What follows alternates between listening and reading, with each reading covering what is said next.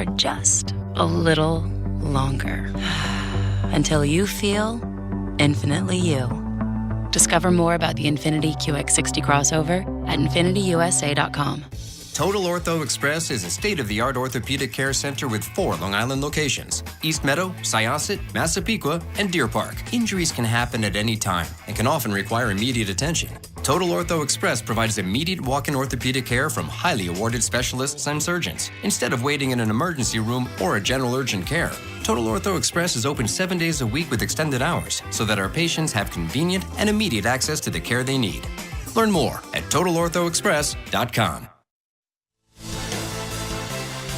Welcome back to the New York Knicks pregame show on ESPN New York. It's brought to you by Infinity. Knicks Pacers, game 1 of the Eastern Conference Finals. Pacers on the floor going through pregame warm-ups. Time now for the Knicks' best bets, brought to you by BetMGM. Let's look at scoring for the 2 all-star point guards. For Jalen Brunson to go over 28.5 points, it's minus 125. And for Tyrese Halliburton to surpass 18.5 points, it is also minus 125. That was the Knicks' best bets, brought to you by BetMGM, the sports book that knows how to treat you right. Download the BetMGM app today. Please gamble responsibly. Gambling problem, call 1-800-GAMBLER. Let's get another quick phone call in. Fran in Massapequa. Quickly, Fran, what's on your mind?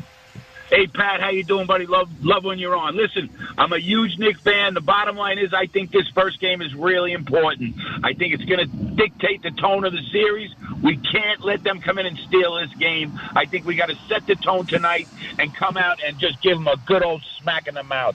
Thanks, pal. Very important. Thanks for the thought, friend. It's set up for you. You're healthy. The crowd is into it already as the Knicks take the floor. And, of course, you do have home court advantage in this series as we count down towards tip-off. Now, Rick Carlisle spoke with the media about an hour ago. In each of the first 2 playoff series the Knicks have played, against Detroit and against Boston, we have seen the opposing coach use the hack-a-Mitch strategy. So will Rick Carlisle put Mitchell Robinson on the line intentionally? Stay tuned. Really not sure, but I think you get into it, you get to the start of a series, anything can be on the table.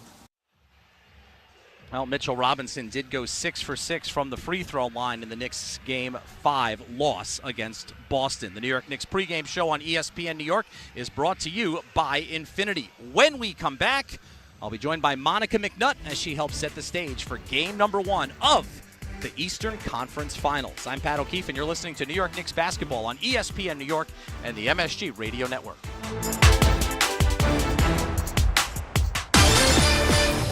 Here's what's happening on Sirius XM Sports. The Knicks and Pacers, after facing each other in round 2 last spring, renew their playoff rivalry in game 1 of the NBA's East Finals tonight at Madison Square Garden. Play-by-play action begins at 8 Eastern, followed by complete post-game coverage on your 24/7 home for hoops. Sirius XM NBA Radio, Channel 86 in the car, and on the Sirius XM app. Sirius XM Sports, wherever you are. Your team plays here. The NASCAR Cup Series is on Sirius XM. We're back on the track Sunday, 5 p.m. Eastern. It's the Coca-Cola 600 from Charlotte Motor Speedway on Sirius XM NASCAR Radio Channel 90 and on the Sirius XM app. For up-to-date betting lines, fantasy plays, and the latest NASCAR news, catch the pre-race show before every Cup Series race. Plus, 2 hours of post-race coverage on SiriusXM NASCAR Radio Channel 90. The first place to talk hoops every weekday morning is The Starting Lineup with Frank Isola and Brian Scalabrine. Overrated? Do you watch the guy play? He's unstoppable. They're breaking down all the latest from the association. I think he's a baller, and I think people would give up assets to get a guy like that. Along with some laughs. Kevin Durant, you need to get married and be miserable like the rest of us. Reprimanding the fans for booing. It's like, come on, man. The Starting Lineup, weekday mornings from 7 to 10 Eastern. Only on Sirius XM NBA Radio, Channel 86, and the Sirius XM app. Wake up! Wake up, everybody! This is Steve Phillips from the leadoff spot on MLB Network Radio. Join me and former Major League Baseball players Eduardo Perez and Xavier Scruggs as we react to all the latest news and scores across baseball and have plenty of fun along the way. Steve, you were so right about that. I don't know if anybody else thinks we're funny, but I think we're funny. Why are you putting us or we into this? The leadoff spot, weekdays at 7 a.m. Eastern on MLB Network Radio, Channel 89, and on the SiriusXM app. And we're back at Madison Square Garden on the New York Knicks pregame show on ESPN New York. It's brought to you by Infinity.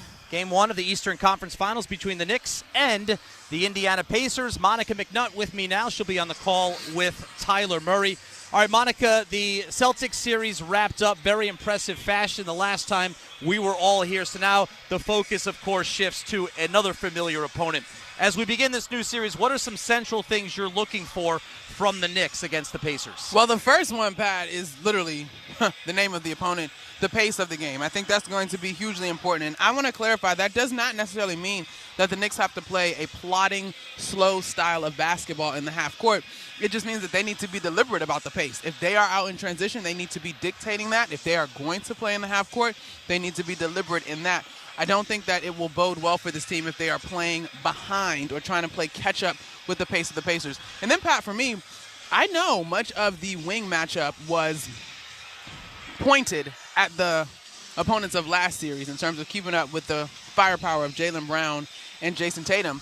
But I also think the wings for the Pacers deserve a tremendous amount of respect. And at first, you think of Andrew Nembhard and Aaron Nesmith, but they obviously are a team that goes pretty deep, so there are other guys that will be on the wings, including Pascal Siakam at point. So I'm curious to see what that matchup looks like for OG Anunoby and Mikal Bridges as well. Pacers are a team that has been known to pressure Jalen Brunson for close to the full 94 feet. How can he and the Knicks make things as comfortable as possible for him? Well, I think you get him off the ball a little bit, honestly, and I think you set some screens in the backcourt and see how the Pacers play that. If they opt to run some double teams early to get the ball out of his hands, I trust that he will make the right decisions.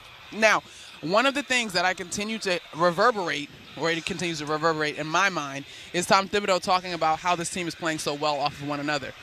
That is a perfect solution if a team is trying to force the ball out of your point guard's hands, to get to the open spot, to move the basketball, to make those defenders pay for gambling.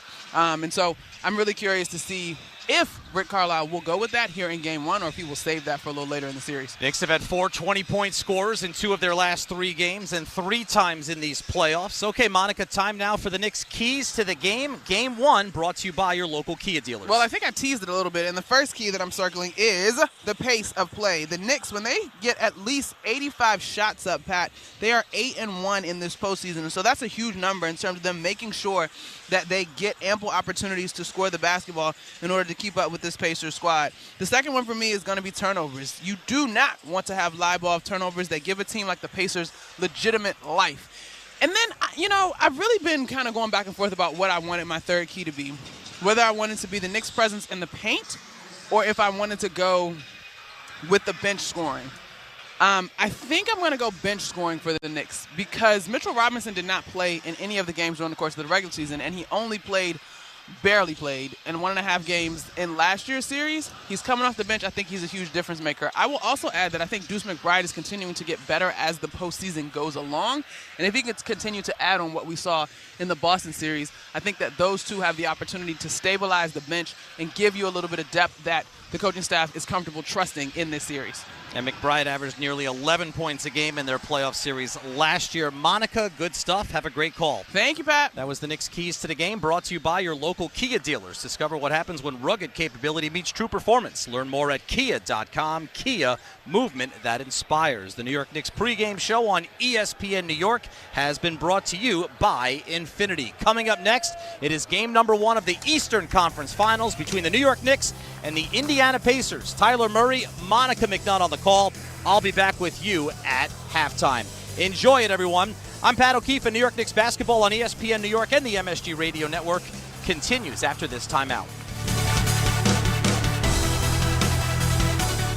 This has been the Infinity New York Knicks pregame show. Get ready. New York Knicks basketball is coming right up.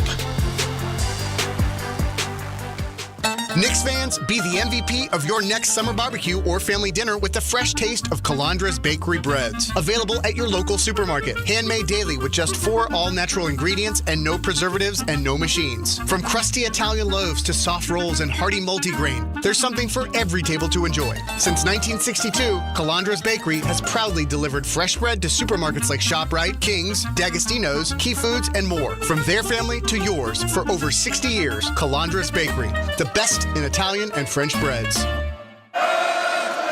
Serving contractors, builders, and homeowners in the tri-state area since 1987, Brooklyn Window & Door is New York City's largest stocking dealer of quality Andersen window and doors. The professionals at Brooklyn Window & Door will help solve any of your window replacement needs or applications. Visit Brooklyn Window & Door's award-winning showroom to see the complete Andersen product line, including the 400, 100, A&E series. Andersen, built, backed, and serviced like no other window. Visit Brooklyn Window & Door at 185 30th Street in Brooklyn or call 718-WINDOWS. Ever stop and think about how connected our city truly is? Bridges, rails, towers, all connected by steel, paint, and plain old hard work. We're the New York Structural Steel and Painters Contractors Association. Since 1974, we've worked alongside our skilled partners at Local Union 806 to keep New York's infrastructure safe, sturdy, and visually appealing. From iconic landmarks like the Brooklyn Bridge and the World's Fair Tent of Tomorrow to hidden gems in every borough, our crews protect New York's history with pride and precision. Every day, commuters on the Throgs Neck Bridge, subway riders, and drivers crossing countless overpasses depend on our expertise. We're quietly there, daily, making your journeys safer and smoother. We know it's more than paint. It's about protecting, preserving history, and respecting our city. At the New York Structural Steel and Painters Contractors Association, we don't merely construct buildings. We foster enduring relationships. Visit nySSPCA.net and see how we keep New York connected. Are you ready? Are you ready? And the outcome that no one in the NBA saw coming, aside from the New York Knicks themselves. Knicks in 6, and they're on their way to the Eastern Conference Finals. New York Knicks basketball is on the air. For us, we know there's a long way to go. We don't really look at it as an accomplishment. It's just the next step. We're grateful, we're thankful, but we know there's a long way to go. The New York Knicks. Are you ready? This is personal. This has the makings of a true rivalry series. Knicks basketball starts right now. Live from Madison Square Garden for the Eastern Conference Finals, the Knicks versus the Pacers. It's Game 1. Now here's Monica McNutt, and with the play-by-play, here's Tyler Murray on the MSG Radio Network.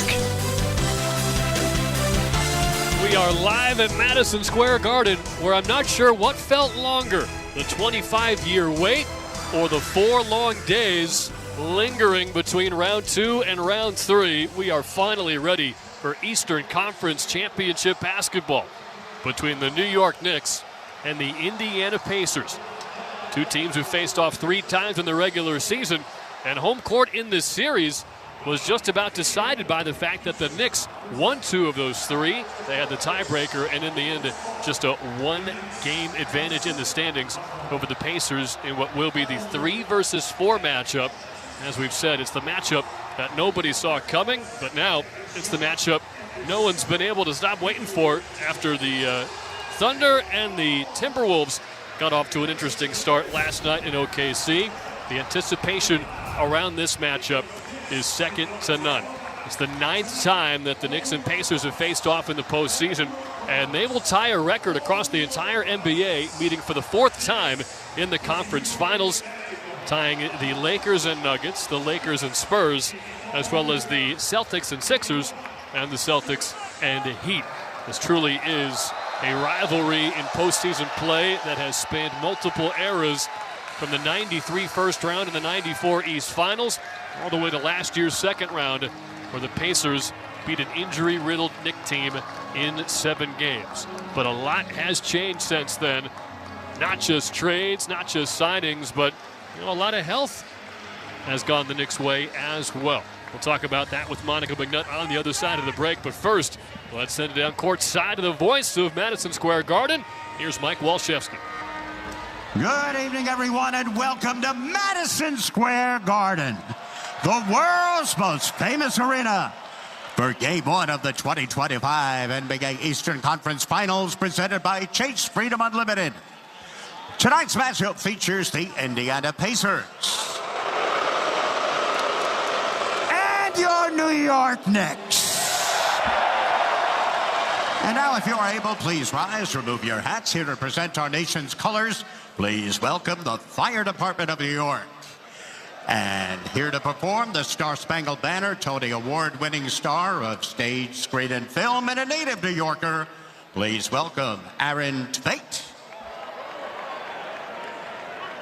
Oh, say, can't you see by the dawn's early light what so proudly we hailed at the twilight's last gleaming, whose broad stripes and bright stars through the perilous fight o'er the ramparts we watched were so gallantly streaming, and the rocket's red glare, the bombs bursting in air, gave proof through the night that our flag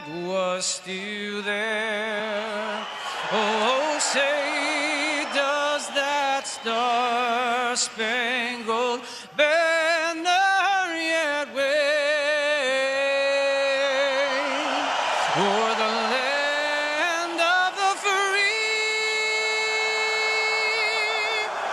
and the home of the brave? Let's go! Aaron Tveit. I think he speaks for all of us. I love that. With those last two words after the Star-Spangled Banner. With Monica McNutt, I'm Tyler Murray. Game 1 of round 3 is about to begin. Let's dive right into it with the officials, brought to you as always by London Jewelers. It's a Zach Zarba-led crew this evening. Ben Taylor and Mitchell Irvin assisting. Visit London Jewelers today at any of their 7 locations, including the Americana Mall and the mall at Short Hills. Starting lineups first for the visiting Indiana Pacers, led by fourth-year head coach Rick Carlisle in his second stint with Indiana. He'll have Tyrese Halliburton and Andrew Nembhard in the backcourt. Halliburton in his 5th year out of Iowa State, still just 25 years old, finished off the Cleveland Cavaliers with 31 points in Game 5. The Pacers were not favored in a single one of those 5 games against the top seed Cavs, and the Knicks know that life. They were not favored until Game 6, and they certainly lived up to that billing with a 38-point blowout win to decisively knock off the champs. As for Nembhard, he is the best three-point shooter in the NBA playoffs, continuing year 3 out of Gonzaga. In the regular season, he shot 29% from downtown. In the playoffs, he is 22 of 44, dead even at 50%. If that continues, Indiana is going to be tough to beat. Aaron Nesmith and Pascal Siakams are on the wings. Nesmith was the guy who defended, or at least tried to defend, Jalen Brunson in the second half of last year's second-round series. And we're going to find out just how much of his quote-unquote success against the Knicks captain was because of a nagging foot injury for Brunson. But Nesmith, a terrific defender, 48% from downtown in these playoffs as well.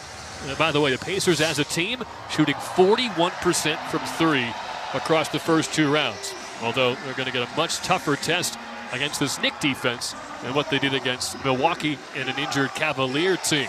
As for Pascal Siakam, he had back-to-back 21-point efforts to finish off Cleveland as he continues year 9 out of New Mexico State. Last year against the Knicks, he averaged 20 points a game in that second-round matchup. He did not have to deal with his former Toronto teammate OG Anunoby, though, over the final 5 games of the series because of Anunoby's hamstring strain in Game 2. In the middle, it's Miles Turner, who has absolutely earned top billing as one of the best stretch 5s in the NBA. 45% from downtown as he continues year 10 with the Pacers out of Texas. He's the longest tenured Indiana player. He's also leading the playoffs with 2.5 blocks per game. The question is, will he be following what other teams have done, as in the center guarding Josh Hart, or will Rick Carlisle try to play him straight up against Karl Anthony Towns? We're going to find out in just a couple minutes. As for Tom Thibodeau's starting 5, he will have Jalen Brunson and Mikal Bridges in the backcourt, both in their 7th year out of Villanova. Brunson last year against Indiana, 43 points in Game 1, 44 points in Game 5, but then a hand fracture in Game 7 forced him to leave the game early as the Pacers would get their final win of that season. Of course, they did not get any in this round a year ago against the eventual champion Boston Celtics. As for Mikal Bridges, he's now scored 20 points in 4 different playoff games for the Knicks, and they've all been New York wins. Brian Windhorst, after dusting his shoulder off from trash, said the other day, quote, "When Bridges scores, the Knicks are virtually unbeatable." Please leave Brian Windhorst alone if you see him in public. On the wings, it's OG Anunoby and Josh Hart. Anunoby, another 20-point game for him in Game 6 against Boston. The Knicks are now 6-0 when Anunoby gets at least 20. And maybe the three-point shots coming around for OG. He was 3 for 6 in the second half of that blowout win over the Celtics on Friday. As for Josh Hart, he's coming off his first playoff triple-double and the first Knick triple-double in a playoff game since Clyde Frazier in '72. Karl Anthony Towns runs the 5. He averaged 20 points a game against Detroit and again 20 points a night against Boston. The difference was the three-pointer wasn't quite going down against the Celtics. He was 3 of 19, but he more than made up for it on the interior. 13 rebounds a game for Towns. And if you go from Game 6 against Detroit all the way through round 2, Towns is averaging 4 offensive rebounds a game. He has been a monster inside, and he has dominated this matchup against Miles Turner over the last couple of years, whether he's in orange and blue or playing for the Minnesota Timberwolves. This year alone, 3 games against the Pacers, he had 21 and 15, 30 and 9, and then against Thomas Bryant, 40 and 12. When it's game time in the Eastern Conference Finals, it's Tully time. The opening tip is brought to you by Tullamore Dew Irish Whiskey, the original triple distilled, triple blended, and triple cask matured Irish whiskey. Be sure to grab a Tullamore Dew or try the all-new Tullamore Dew Honey during tonight's action.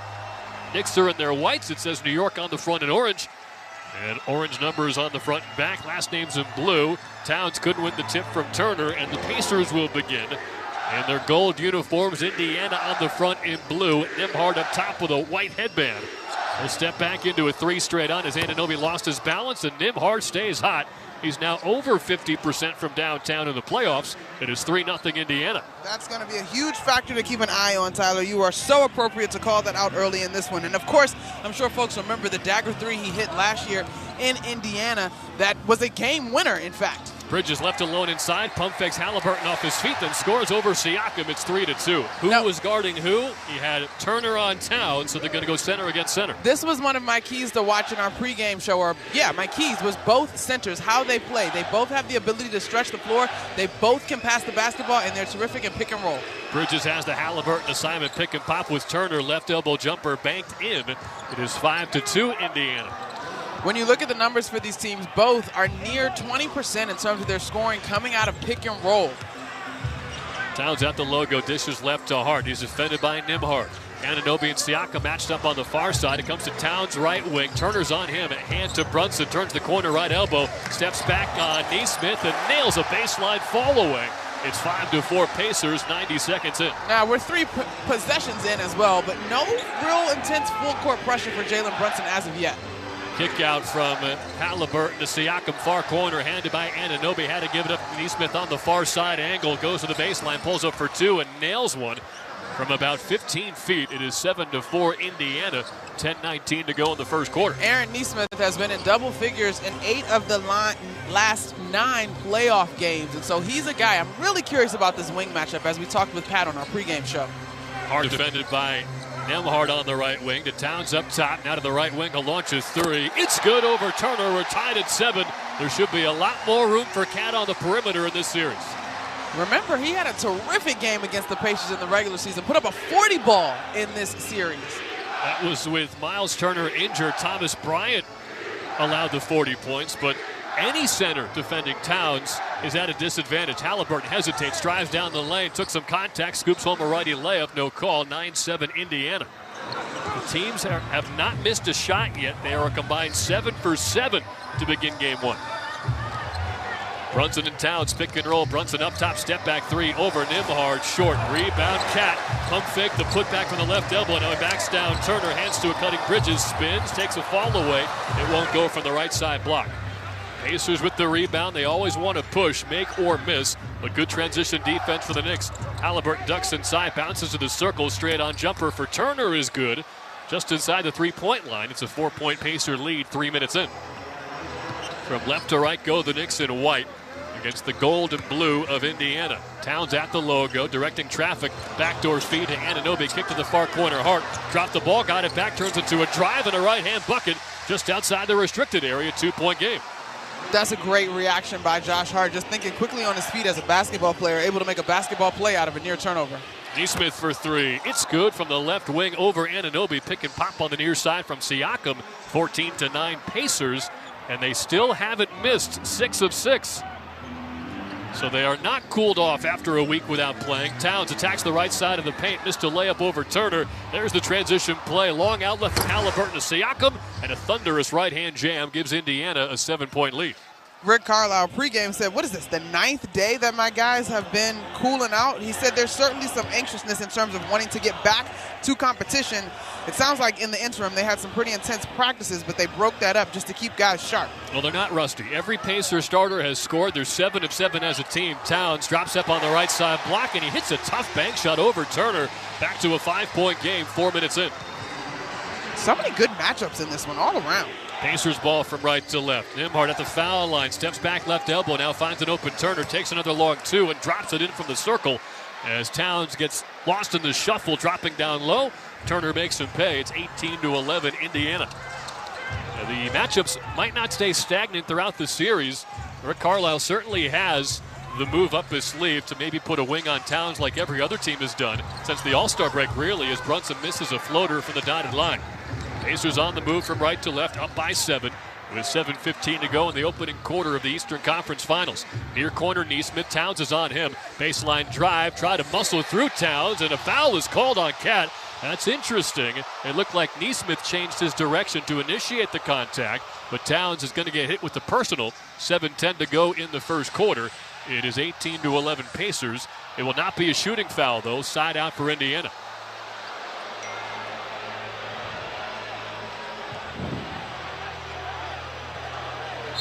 Knicks defending the basket to our left. Halliburton inbounds to Nembhard. Stripped by Hart, and he saved it for the near sideline. Takes the loose ball into the front court. Finds Towns up top all alone. Launches a three. He got it! Karl Anthony Towns is 2 for 2 from long range.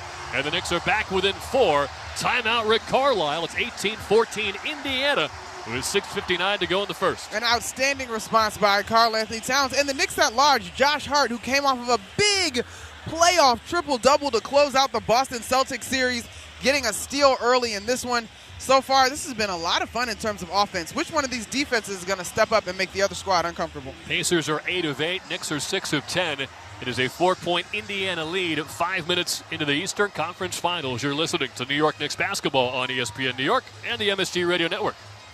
It's not just a race, it's an American tradition. Start your engine. The Indianapolis 500 is on Sirius XM. The green flag flies. They reach the yard of bricks. Who will drink the milk and kiss the bricks this year? Find out Sunday morning at 11 Eastern when Sirius XM brings you the greatest spectacle in racing. The 109th Indianapolis 500 on Fox Sports Radio Channel 83, IndyCar Nation Channel 218, and the Sirius XM app. The NASCAR Cup Series is on Sirius XM. We're back on the track Sunday. 5 p.m. Eastern. It's the Coca-Cola 600 from Charlotte Motor Speedway on Sirius XM NASCAR Radio Channel 90 and on the Sirius XM app. For up-to-date betting lines, fantasy plays, and the latest NASCAR news, catch the pre-race show before every Cup Series race. Plus, 2 hours of post-race coverage on Sirius XM NASCAR Radio Channel 90. The first place to talk hoops every weekday morning is the starting lineup with Frank Isola and Brian Scalabrine. Overrated? Do you watch the guy play? He's unstoppable. They're breaking down all the latest from the association. I think he's a baller, and I think people would give up assets to get a guy like that. Along with some laughs. Kevin Durant, you need to get married and be miserable like the rest of us. Reprimanding the fans for booing. It's like, come on, man. The starting lineup, weekday mornings from 7 to 10 Eastern. Only on Sirius XM NBA Radio, Channel 86, and the Sirius XM app. The NASCAR Cup Series is on Sirius XM. We're back on the track Sunday. 5 p.m. Eastern. It's the Coca-Cola 600 from Charlotte Motor Speedway on Sirius XM NASCAR Radio Channel 90 and on the Sirius XM app. For up-to-date betting lines, fantasy plays, and the latest NASCAR news, catch the pre-race show before every Cup Series race. Plus, 2 hours of post-race coverage on Sirius XM NASCAR Radio Channel 90. Responsibly. Pacers off to a hot start. They have not missed a shot yet. 18-14 the lead. The Knicks doing their best to keep pace with 8 points from Karl Anthony Towns in the first 5 minutes of Game 1 of the Eastern Conference Finals.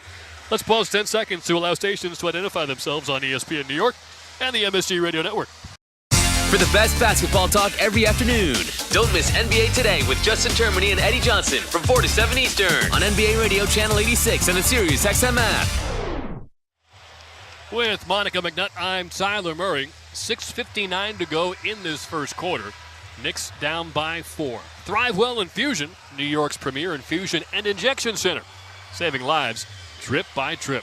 Early takeaways, Monica, aside from the fact that Indiana has not lost any momentum since that upset 5-game series win over the Cleveland Cavaliers. Your best defense against a team that likes to play fast is taking quality shots. And so far, I thought the Knicks have done a good job doing that. By my personal stats, the Pacers have only gotten 1 run out so far. Statistically, the box score agrees. They only have 2 fast break points. And so I think the Knicks are showing a good attentiveness to what the Pacers like to do. And a little taste of Indiana's own medicine. The Knicks pick up full court. Halliburton pick and slip with Turner, who catches and slams over Towns. Miles Turner off to a hot start. Both big men have 8 points early. It's 20-14 Indiana. Brunson across midcourt, hounded by Neesmith. Will take him to the right wing. Faked a handoff, drives baseline, shoved him out of the way, and scores easily. Brunson muscled his way to the cup, and he's got 4 points. Rick Carlisle used the word indomitable, words plural, talking about Jalen Brunson, and he demonstrates that as he continues to pound the rock versus Aaron Neesmith. Nembhard from straight on takes his 3 off the back rim, and the fans applaud the first Pacer miss of the night. It is 20-16 Indiana. Knicks ball from left to right. They're in white tonight. Indiana's in gold and blue. Brunson, big body in the lane. Lefty floater is good over Nembhard. It's a 2-point game. I see you with the big body, partner. Very appropriate. There is Halliburton on the left side. Try to bank shot, rattles in from the near side. Back to a 4-point game. I mean, how fun is this? All over the floor, there are terrific matchups to point to as Mikal Bridges is bringing the ball up to take some pressure off of Jalen Brunson here. But even if we just go point guards, LT, like, you got 2 of the most clutch point guards in this postseason going head-to-head.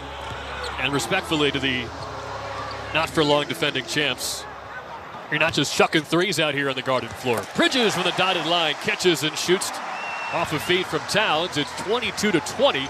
Pacers with the lead. 5.5 to go in the first. Nembhard near corner finds Siakam on the left arc. Drives into the paint on Hart. Spins, shoots, draws a foul. Missed the bank shot from the left elbow, but free throws coming for Siakam. And after last night's game, seemed to have a lot of talk about whistles. Maybe a bit of a refresher to see the first foul shots of the game not coming until the 5:17 mark in this first quarter.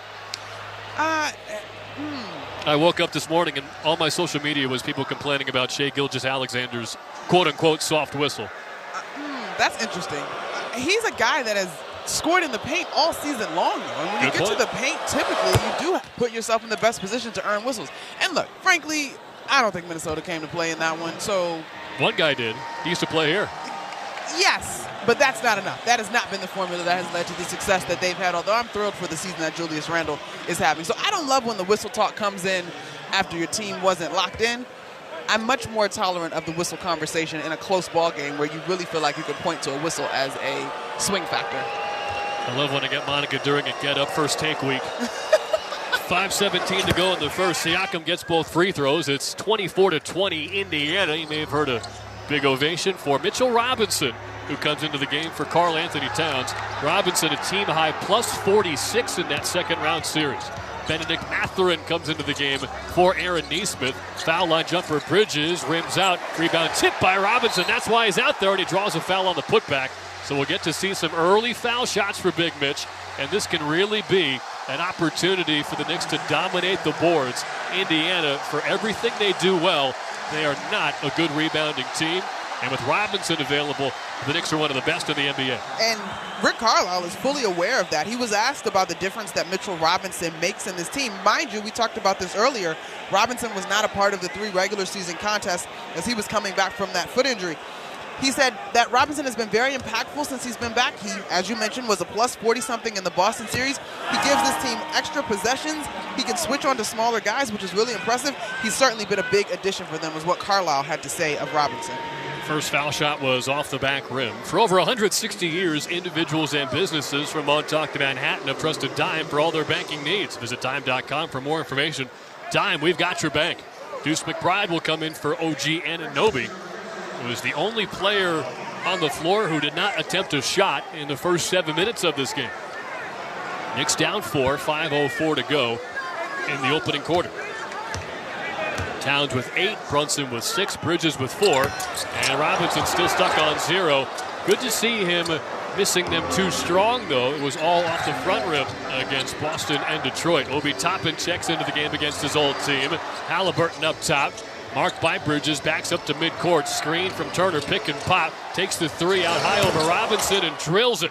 Turner cannot miss tonight. He's 5 of 5, and now 1 of 1 from downtown. It's a 27-20 lead. The bigs popping and not just rolling adds a different dimension in terms of how you guard. Catch and cut from Bridges and a left-hand layup. Good find from McBride. He went right down the lane. It's a 5-point game. Bridges has 6 on 3 of 5 shooting.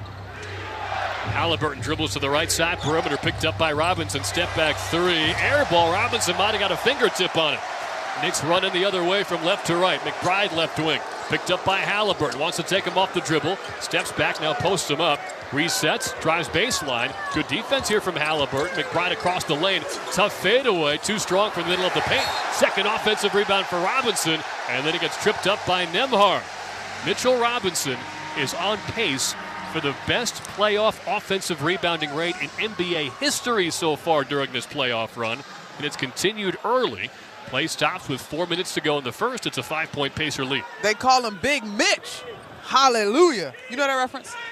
We'll talk about it later. Never mind. Didn't mean to put you on the spot like that. Anyway. It's okay for me to say no. You got to have a healthy relationship with the word. My guy. You know my sayings. Shout out to Rick Ross. The original song was Big Meech. But anyway, I just mixed it up. Bridges and Brunson in a rare moment not on the same page. Pass went out of bounds far sideline with Brunson cutting the other way. That was so close to being a positive because I can imagine Jalen Brunson comes hard to his left and probably crosses back over to his right and it would have had a lane.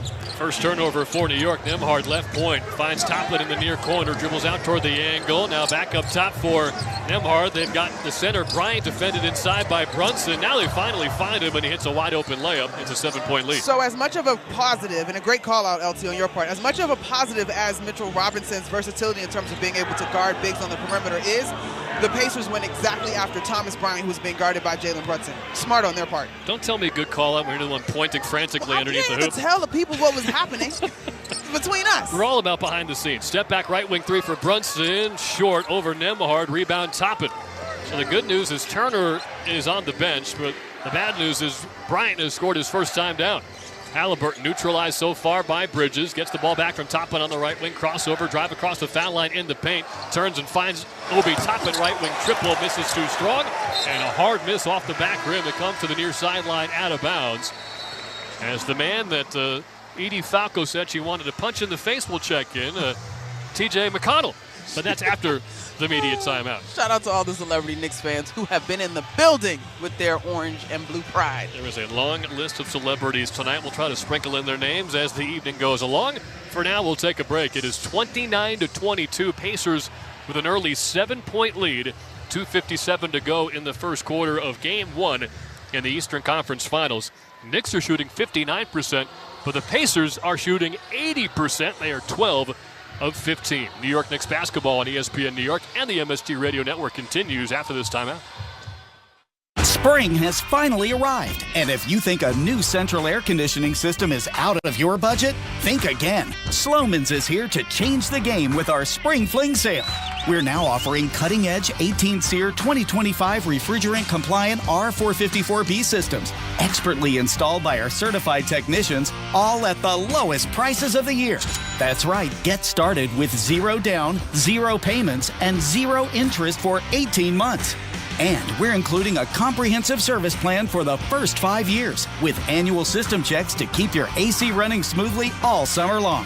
Servicing Nassau, Suffolk, and Queens County. Call Sloman's at 516-932-7000 for your free estimate. But hurry, these cool savings won't last. That's 516-932-7000. 18-month promo period, no payment, no interest, and no down payment offer. The offer is available through a third-party bank. On approved credit, interest is waived if loan is repaid in full during the same as cash period. Terms and conditions apply.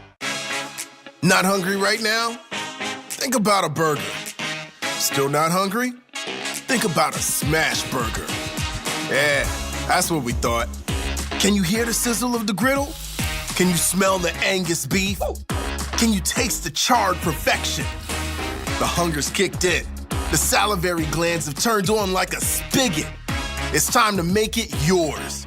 Go to smashburger.com to find the closest spot. You want to get the most for your money. That's why more Mazda buyers choose Ramsey Mazda. Lease a new 2025 Mazda CX-50 all-wheel drive. Only $249 for 36 months. Start shopping now at RamseyMazda.com. Choose wisely. Choose Ramsey Mazda. Call 833-853-2970 for details. Excludes tax, title, registration, 0 security deposit. VIN SN320885. MSRP $32,285 and $6,225. 29-22, the Pacers have the lead. 2:57 to go in this first quarter.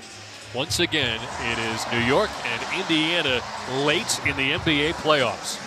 This is the 9th time they faced off in the last 30 years, including 4 matchups now in the Eastern Conference Finals. Knicks are 2-1 in this round against Indiana, but the Pacers have won 4 of the other 5 series, so Indiana leads 5-3 in all-time playoff matchups. Total Ortho Express has 4 Long Island locations and provides immediate walk-in orthopedic care from highly awarded specialists and surgeons instead of waiting in an emergency room or a general urgent care. Learn more at TotalOrthoExpress.com.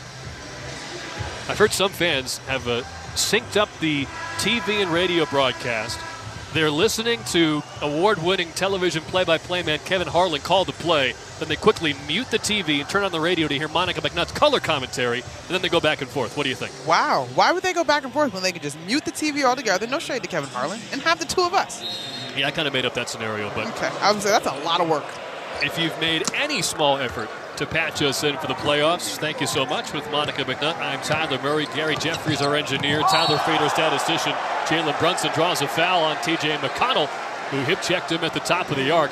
And the Pacers, I think in the long run, they're okay with that. The more they can put Brunson on the floor, the better they feel over the course of a 7-game series trying to wear him down. They definitely believe that physicality is one of the solutions to make him less effective.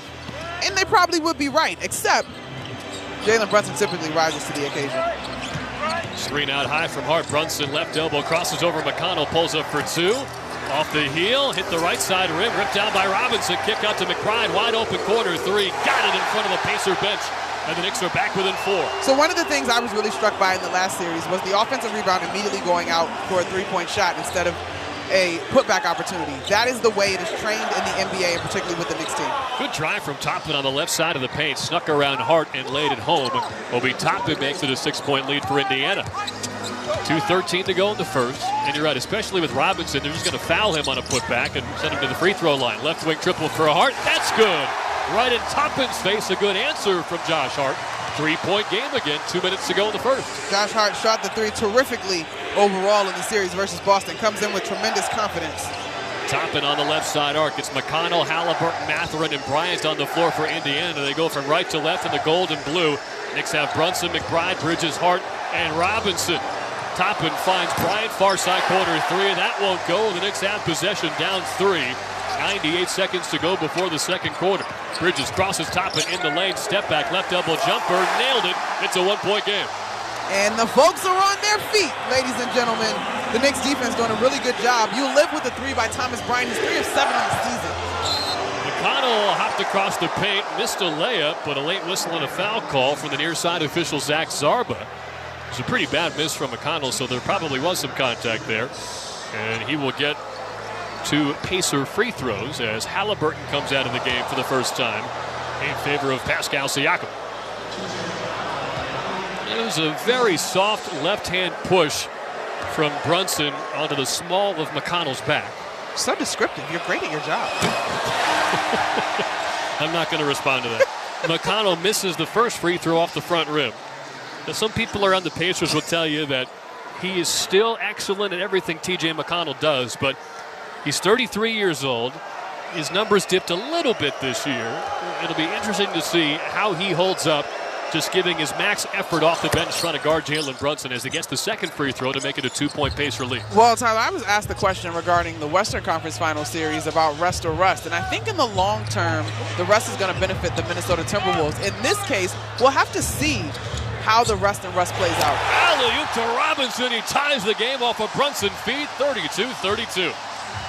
Mitchell Robinson had just 2 points last year in this series before going out with an injury. Oh. Toppin has the size advantage inside on Brunson. Blows a bunny inside the restricted area. Rebound Hart. He was near a flagrant as well as he got an elbow in Brunson's face on that post-up. Brunson backdoor cut. Perfect pass from Hart and a foul from behind. Brunson missed a layup. Toppin undercut him, and Brunson may have landed hard on his head. He's grabbing the back of his neck, still on the ground below the basket to our right. He slid hard into the stanchion. He's got his 4 teammates surrounding him, and only now is he helped to his feet, where he'll have 2 free throws to hopefully give the Knicks their first lead of the series. That is uncomfortable, and I can say that only as someone who travels a bunch and has her neck up against windows and such, but when you get a crick in your neck from impact like that, you got to stretch that one out. I'm sure he'll get that one attended to at halftime. Spoken like someone who made a commencement speech in Maryland earlier today. Oh, my goodness, what a day it's been. And then you still somehow beat me to the Mecca for this game tonight. Shout out to the Excella. The train got me there. Brunson will take 2 free throws at the basket to our right. It's 32-32. Brunson rattles on the first free throw, and the Knicks have officially survived a ridiculous start from Indiana.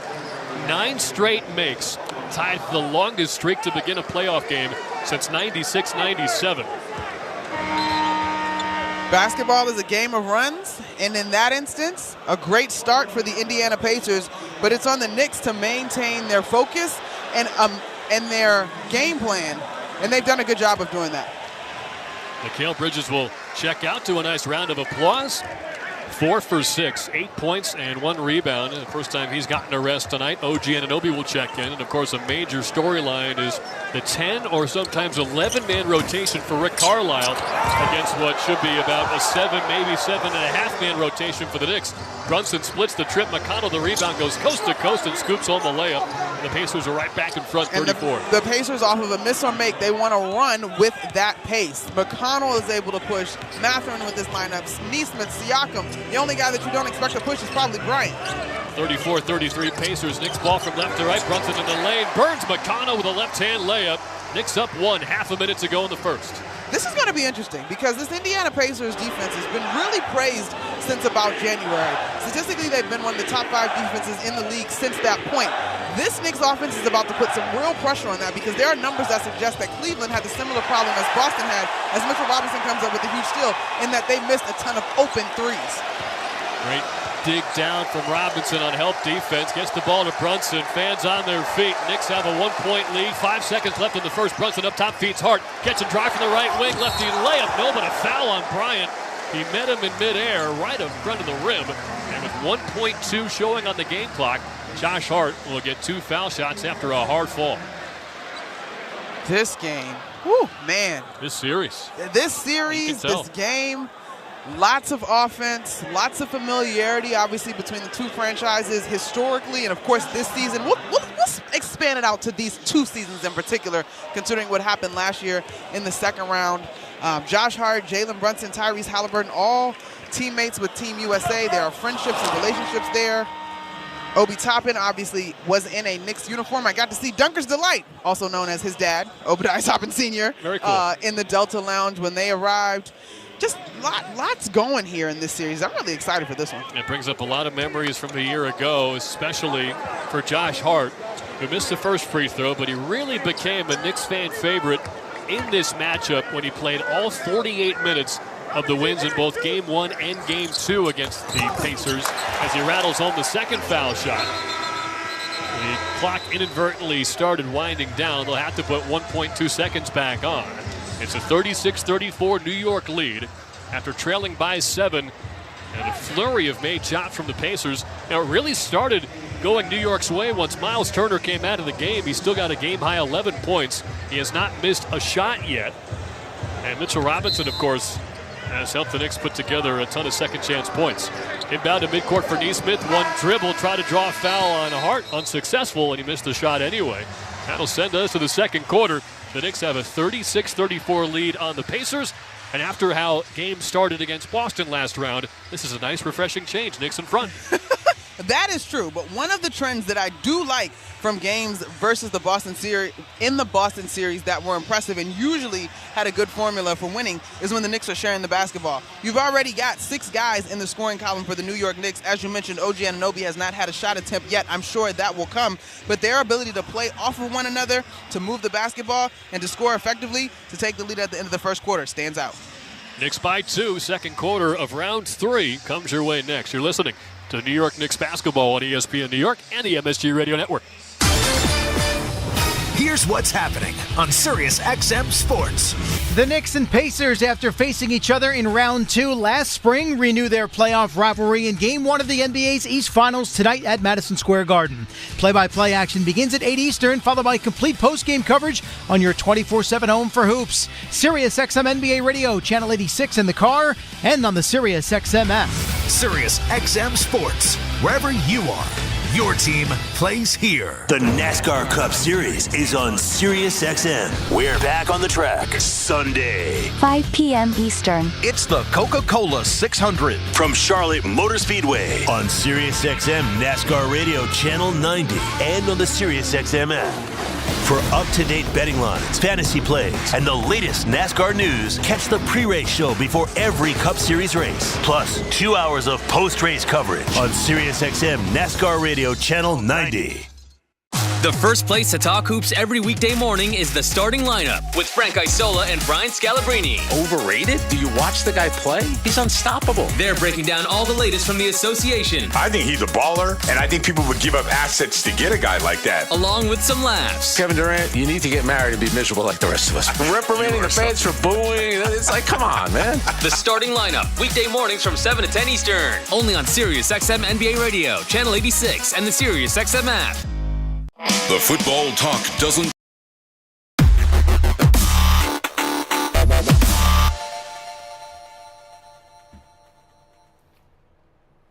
What's up?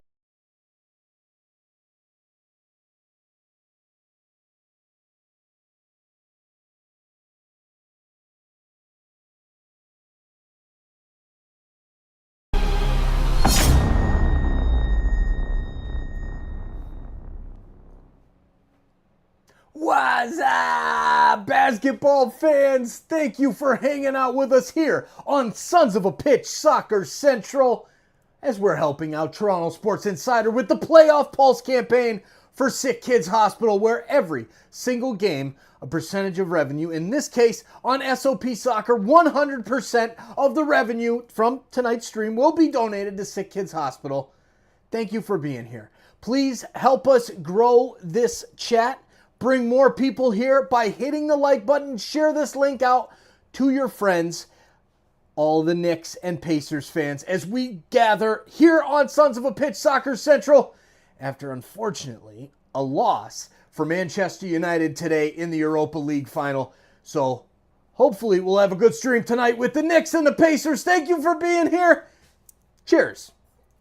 Good luck to your team. We'll see you back in the chat, and don't forget, please check out the link that is pinned in the chat as well as in the description, where you can donate directly to SickKids Hospital and add to our already impressive total. Thank you for being here. We'll see you in the chat. Who was defended by McBride and Payne, and then Payne reached in from behind and fouled him to prevent an easy 2.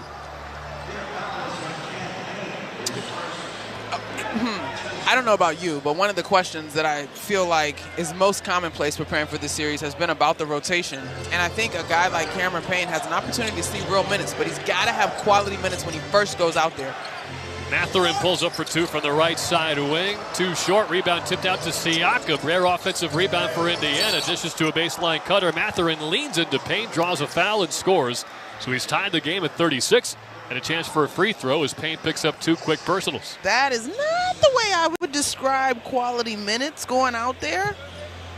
But we'll see if head coach Tom Thibodeau values the rest time for Jalen Brunson and the rest of his starters, or wants to see productivity from that position with Cameron Payne. And Payne, of course, heroically scored 14 points in round one of game one and powered that 21-0 run to beat the Pistons. Since then, he scored 10 points. But I agree with you. This could be a campaign series, especially with the ball handling you need against Indiana's full-court defense. And Anunoby hits a step-back right wing three. And after Mathurin got the three-point play, the Knicks are back up two. He just gets so much depth on that step back. He steps back with his left hand, shoots the ball with his right. Great knee bend, shoulders are square, feet are square. It's beautiful. McConnell, left side baseline drive underneath the hoop, and banks one in around Payne, so we're tied at 39. Cameron Payne's got to get to that baseline before T.J. McConnell. McBride in a hurry, drive and kick, far corner three, Anunoby. That one short, rebound McConnell. OG is 4 for his last 8 from 3, dating back to the end of Game 6 against Boston. McConnell knifes inside and scoops home another righty layup. The Knicks are looking around a little bit as if they're not communicating on defense. Somebody's got to stay in front of T.J. McConnell, but that is the power of the pace that the Pacers play with. He did this to the Knicks last year. Bridges in the lane. His reverse layup is good. He went from high to low underneath the hoop, and he ties the game at 41.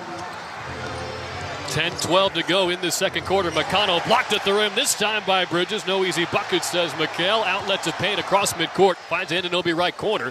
Jab step, thought about a three. Now he puts it on the deck, stripped away by Siakam. Loose ball comes to McConnell. Over the top for a striding Siakam. Steps around McBride and lays home a right-hand layup to give Indiana a 43-41 lead and force a Tom Thibodeau timeout. OG Anunoby is bent over going to that timeout. He stands up now as he heads to the bench. But again, I feel like the Knicks are behind just a step in terms of the pace, and a lot of that is credit due to T.J. McConnell. But on the other end, we talked about your best defense against a fast-playing team is to get quality shots. Live ball turnovers are fuel to their fire, and that's what that last possession was. And Pascal Siakam, he just knows the Anunoby playbook. Of course, they were great teammates and still friends, I'm sure, from their time in Toronto.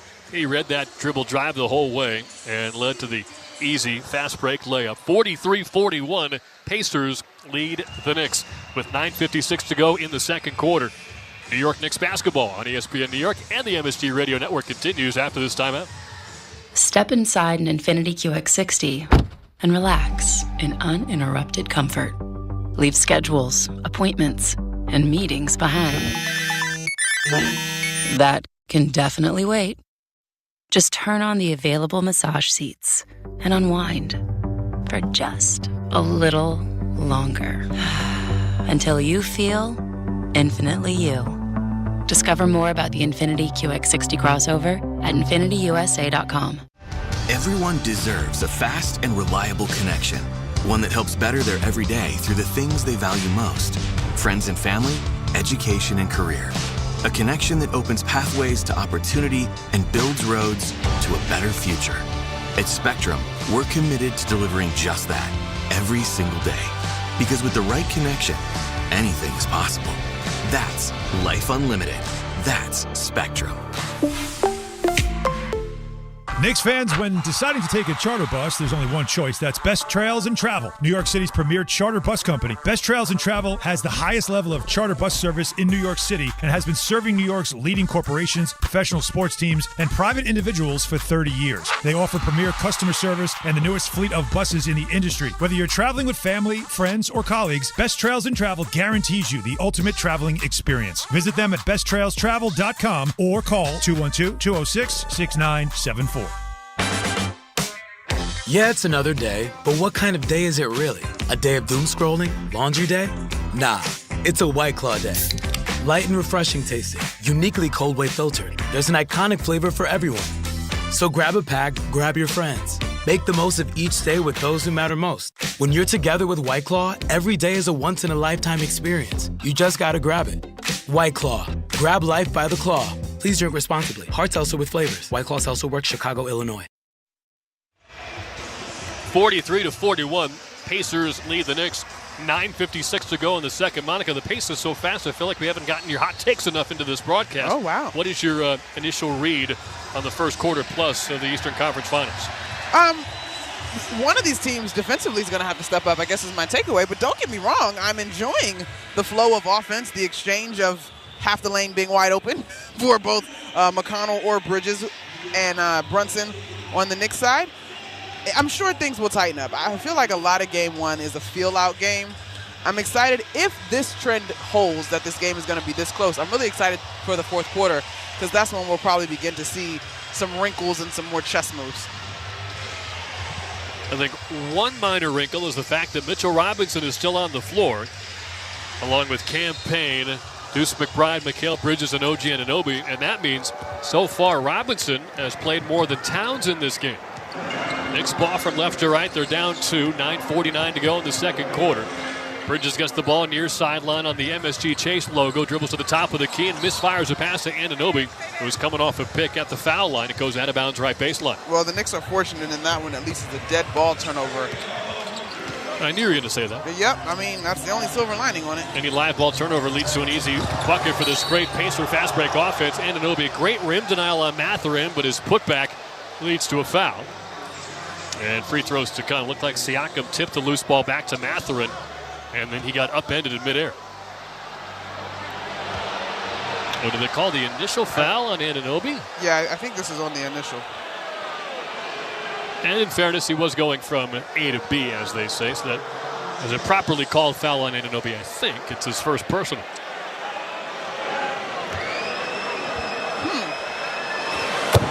Monica disagrees as Mathurin nails the free throw. I was listening because you're right. By the letter of the law, Anunoby is moving from A to B.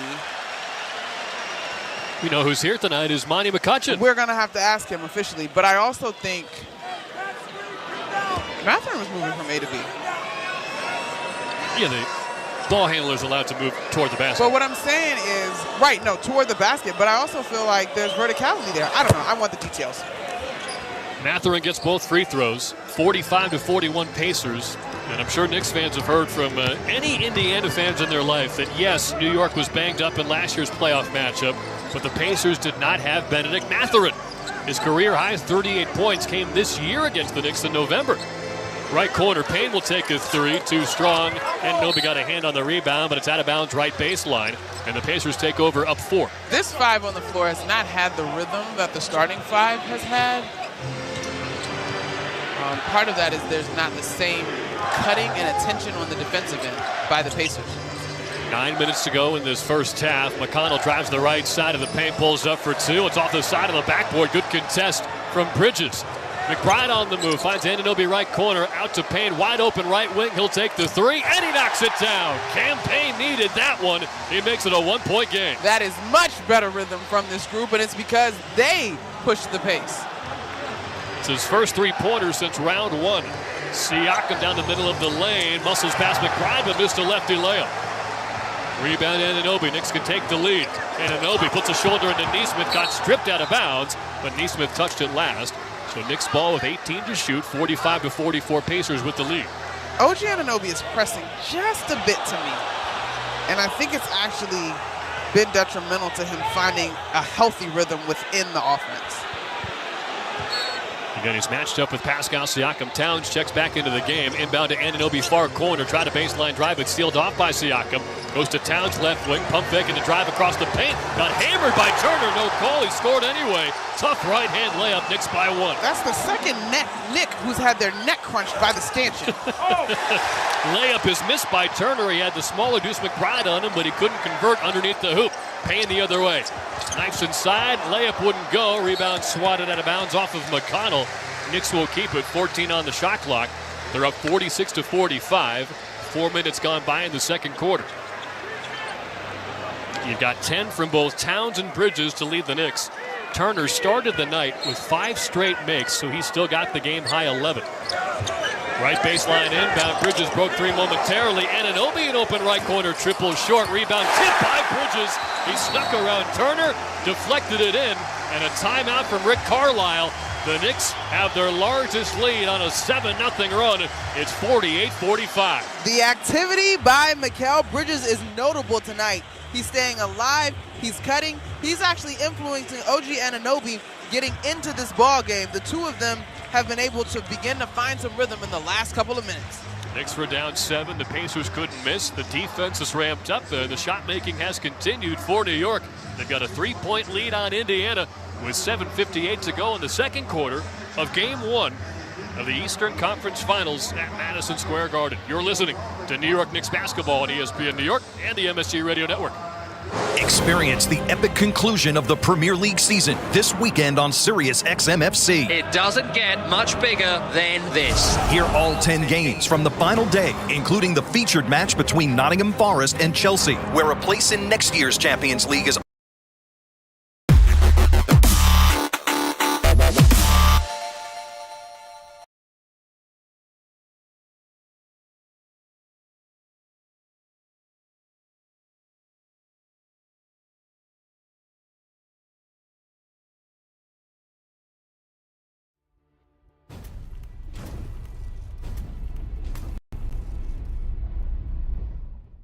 Hey, you!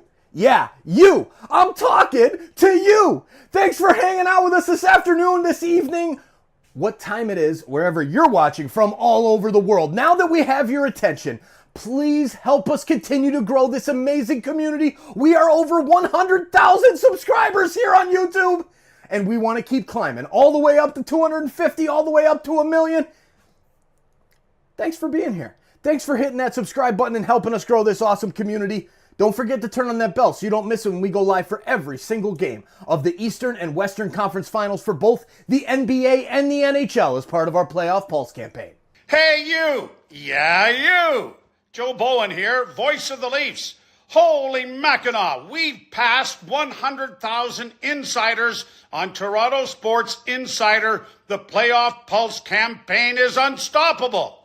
Let's aim even higher.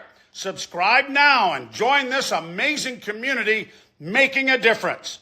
Together, we're showing SickKids the power of sports fans worldwide. Let's keep growing this global community. Hey you, yeah you, Easton Cowan, Leafs prospect here.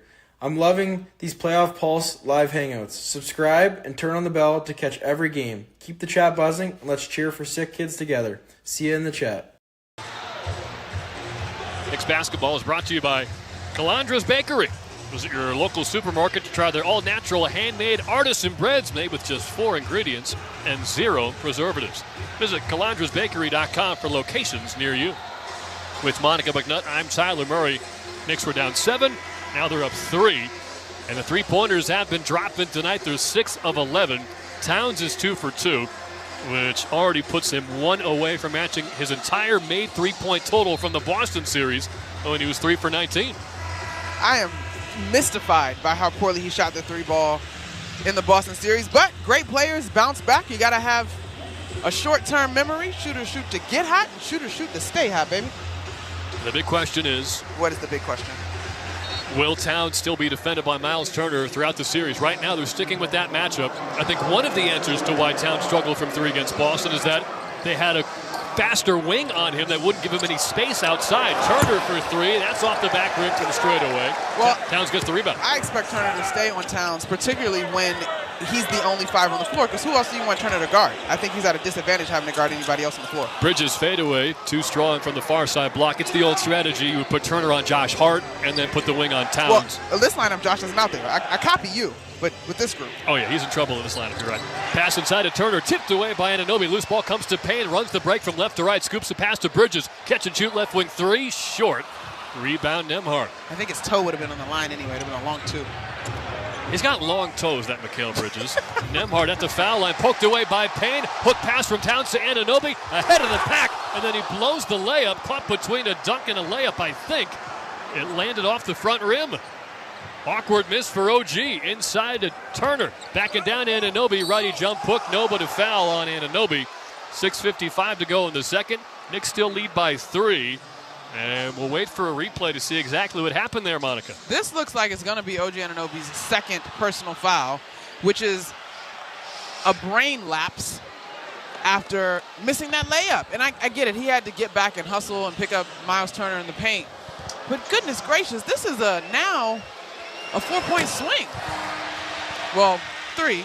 Miles Turner misses that first free throw. But it should have been 2 for the Knicks on the other end. We did not get a replay that we could see a good angle of. If I could guess, maybe that pass was so far ahead of Anunoby when he caught it and looked up, maybe he was under the backboard or in a spot he didn't expect, because you're so generous. He kind of froze up there. You're so generous. What do you think happened? He dropped the ball? 100%, literally. Dropped it short of the backboard.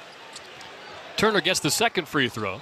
48-46 Knicks. Hart looking for an inbound. He'll get it with Payne. Full court pressure there by the Pacers. The Knicks having to run a little bit of a press break.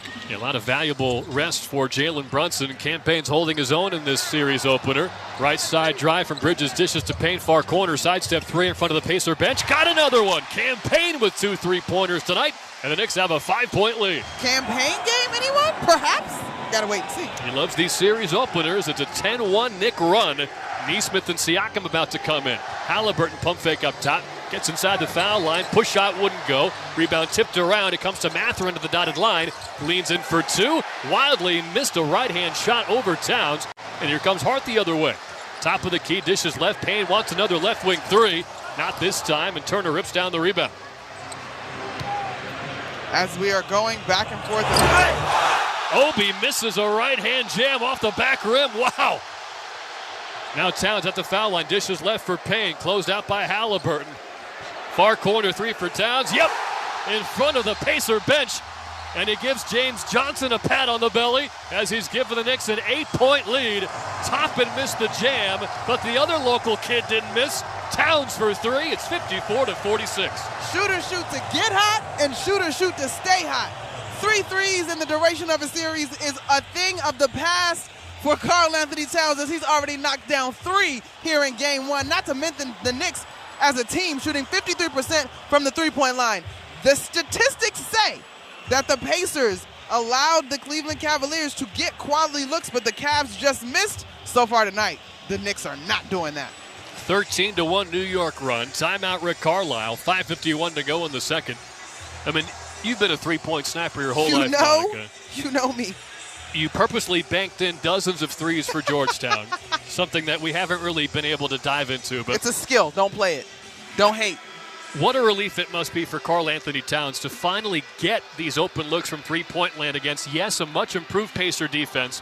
But again, he was 3 of 19 against Boston from downtown. He's 3 of 3 against the Pacers in a quarter and a half. I'm going to push back on you on one thing in the way that we do, in the way that we make one another better. That last 3 wasn't open. Miles Turner was right there. That was in his face. Fair enough. Okay? So maybe he just needed to be guarded. Is that the solution? Maybe he's in rhythm for the first time. We'll take that. Why don't we ponder that for 10 seconds and allow stations to identify themselves on ESPN New York and the MSD Radio Network. NBA Radio on Sirius XM is available on your connected devices. Listen at home anytime you want with Amazon Alexa, Google Assistant, or however you stream in the house. 13 points for Karl Anthony Towns, recently making what we all saw to be a very well-contested 3 from the far corner over Miles Turner. It is an 8-point lead for New York, their largest. 5:39 to go in the second quarter. Halliburton and Toppin pick and roll. Halliburton sidestep 3. Air ball from the right wing. Halliburton's 2 of 5 to start the game. Campaign right wing. Picked up by Siakam. Sidestep 3-pointer. Short. Heat check. Tipped by Bridges. Wouldn't go. And Neesmith soars in for the rebound. Brunson will check in at the next whistle. Neesmith left side drive in the paint. Blocked by Towns, but a foul. I think they're going to get Campaign for his 3rd, trying to draw a charge, but he was right on the edge of the restricted area. 5:17 to go in the second. Knicks by 8 here in Game 1 of the Eastern Conference Finals. It's too bad Campaign has hit 2 big threes, but he's got to take the sacrificial foul there, because you imagine over the course of this ball game you'd rather have Karl Anthony Towns be available. So you're right, he does pick up his 3rd. I think that plays into a guy like T.J. McConnell's mindset. He knows he's only going to be out there for, 15, 20 minutes, so he goes all out, not afraid to use his fouls, and we've seen that from Campaign as well, as Neesmith rolls in the free throw to make it a 7-point game. Payne out, Brunson in. Well, I would also say for Cameron Payne, he seems to be a quick succession foul guy, at least in these playoffs. One comes, the second's going to come shortly thereafter. He did a good job in the spacing between 2 and 3 here in the second quarter of game 1. Neesmith bends the knees, takes the shot, and nails the second free throw. So a 6-point Knick lead. 5:15 left before halftime. Back to full court pressure are the Pacers with Aaron Neesmith guarding Jalen Brunson. A couple of screens from Josh Hart gets Brunson free into the front court. It is Brunson, Hart, Bridges, McBride, and Towns. Brunson spins away from Neesmith, Euro step in the lane, and threw it out of bounds. Too far out of the reach of Deuce McBride, near side angle. And the Knicks turn it over for the 4th time. Neesmith, right wing, sets his feet, takes the 3, drills it. So 2 foul shots and then a 3-pointer from Aaron Neesmith. That makes it a 3-point game. I'm really fascinated by this young man. Both he and Andrew Nembhard deserve a lot of credit for how well these Pacers teams are playing. Who won the Malcolm Brogdon-Aaron Neesmith trade? McBride down the lane draws a foul, but missed the right-hand layup, so 2 free throws coming from McBride, who's been in attack mode since coming into this game. Knicks by 3, 4:40 left in the second. The Aaron Neesmith trade sent him from Boston to Indiana. Malcolm Brogdon went back to Boston. There were picks involved as well. Now, player for player, you'd rather have Aaron Neesmith right now, but the Celtics were able to use Malcolm Brogdon in the trade that brought in Drew Holiday. So maybe it's one of those win-wins as McBride gets the first free throw. Well, I'm blanking on my names. Malcolm Brogdon. Yes. Is a little bit older. He won 6th Man of the Year with the Celtics. He won the 6th Man of the Year. Even though Emmanuel quickly should have won it. That was that very contentious year, you're right. He's a little bit older. I don't know that he fit the system as well. I don't know that he plays as fast as the Pacers play, in my recollection of that 6th Man of the Year award-winning year for him. I think you're right. Free throw's good for McBride. 5-point Knick lead. 4.5 to go in the first half. Siakam at the foul line, marked by Towns. Between the legs, dribble at the right elbow. Hesitation now, pulls up for 2. That's off the heel. Rebound tipped by Bridges, gathered in by Brunson. Good defense from Karl Anthony Towns. An important call out on that play is Deuce McBride bodying up Obi Toppin. Josh Hart bodies up Neesmith, hits a tough layup from the right side of the paint. 7-point Knick lead. Nembhard drives on Bridges, blocked on the left side of the rim. Second block for Bridges. He'll take the ball from left to right. Feeds McBride. 1 dribble, left wing 3. Very short, topping the rebound. You're right, we've seen Brunson and McBride hold their own when getting mismatched on bigs for the Pacers so far. Nembhard, right elbow, leans in, trying to draw a foul, and he does on Brunson. Couldn't hit the bank shot, but Nembhard will get 2 free throws. It is Knicks by 7. 3:40 left in the second quarter. Nembhard giving Jalen Brunson a dose of his own medicine. This is a crafty move. I got to give him credit. He acknowledges the contact. Jalen Brunson has his left arm inside of Nembhard's right, and he deliberately lifts that up. This is not a part of his shooting motion in any way, but he makes the contact obvious so that the whistle might blow. But the foul shot misses. 1 more to come for Nembhard. Toppin will come out of the game, so it is Halliburton, Nembhard, Neesmith, Siakam, and Turner starting 5 for Indiana. And same story for the Knicks: Brunson, Bridges, Anunoby, Hart, and Towns. With 3:40 left in the second. Towns has 13, Bridges has 12, Nembhard with 4 after hitting that free throw. First point since he started the game with a 3-pointer from the top of the arc. Turner has 12 to lead Indiana. Brunson off the dribble 3, short from the right point. He is 0 for 3 from downtown, 9 points. Halliburton spins around at the right elbow, pull up 2-pointer, rolls around and down, hit every part of the rim and dropped. It's a 4-point game. Neesmith is, we talked about this in the first quarter, the physicality that they are hoping to frustrate Jalen Brunson with, really bodying him up before the ball is even inbounded in the backcourt. The Pacers foul more than any other team in the playoffs. Their opponents get more free throws than any other. Towns catch straight up top. Trying to no-look pass to Anunoby. It was through his hands, but he got it back. Now goes to the left elbow. Lost the handle, got it back. Tried to feed the far corner Bridges, but it's poked out of bounds by Halliburton. Something is a little bit off with OG Anunoby, and I'm hoping that that leg sleeve is just proactive and not hiding anything on his left leg. This is not the first time we've seen it from him, but something's just a little off about his performance tonight, and I'm not quite sure what it is. It could be pure mental in that he's pressing. He's got to settle in a bit.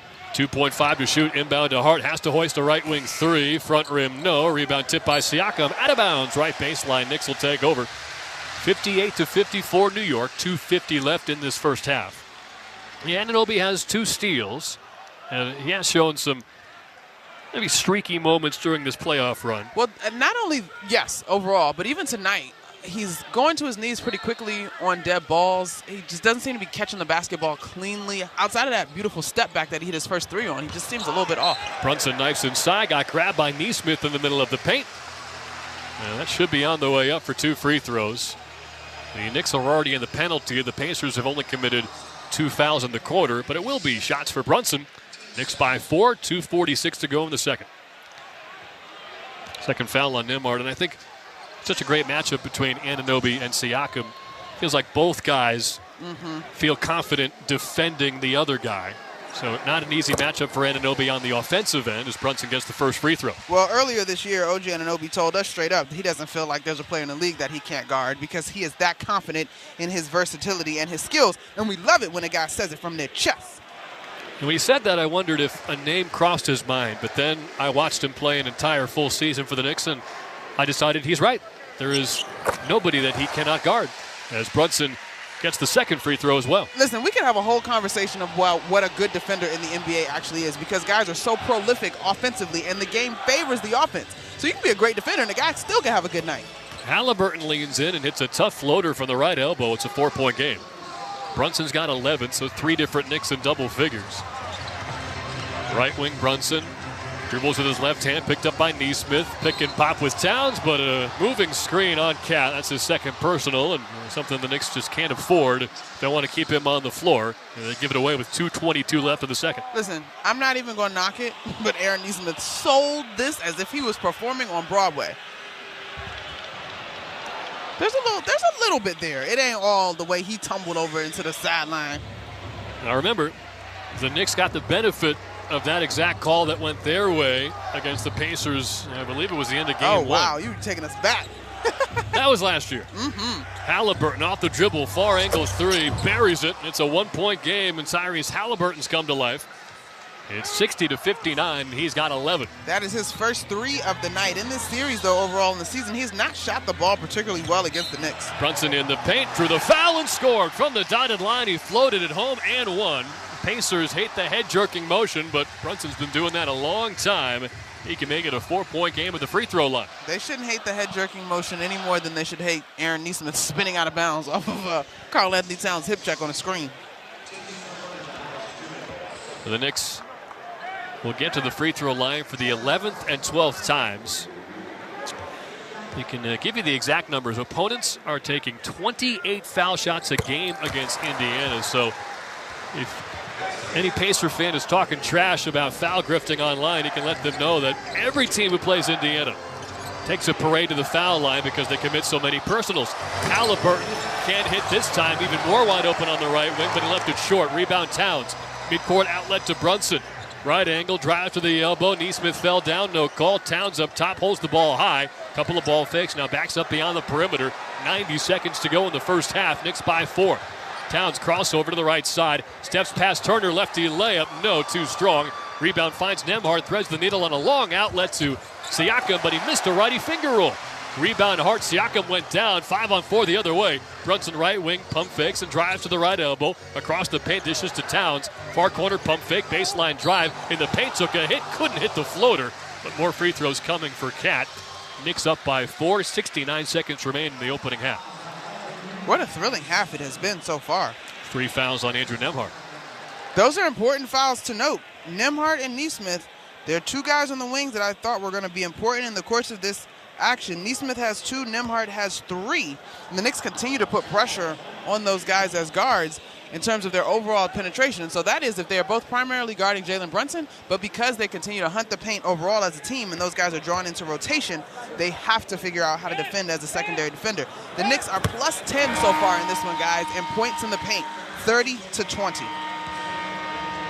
Towns hits the first free throw, so the Knicks lead by 5.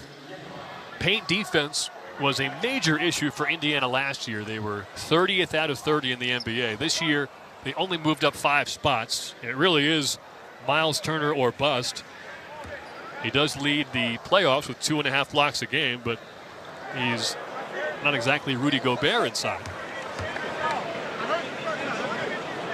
Well, that's, despite what people want to say, that's a high bar in Rudy Gobert.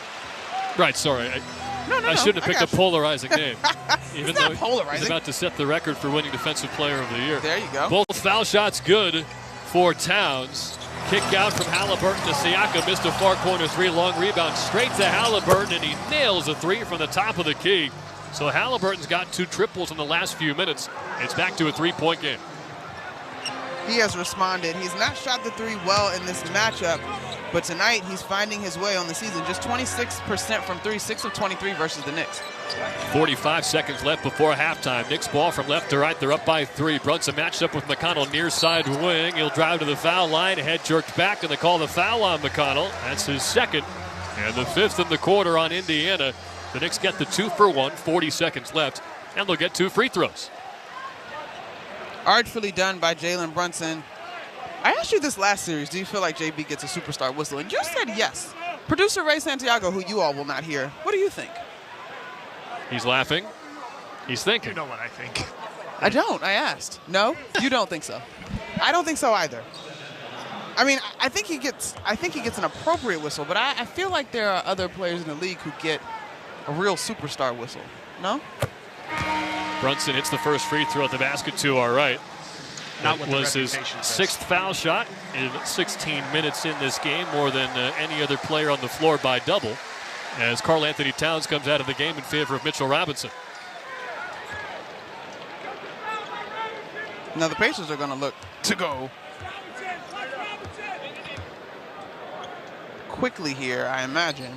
Yeah, I'd be surprised if they don't want the 2 for 1. Brunson gets the roll in the second foul shot, so he's 6 of 7 from the stripe, 16 points to lead all scorers. I think the revisionist history is that people forget how many foul shots Michael Jordan got in the playoffs during his prime, deservedly so. Halliburton can't hit an off-the-dribble 3 from the top of the arc.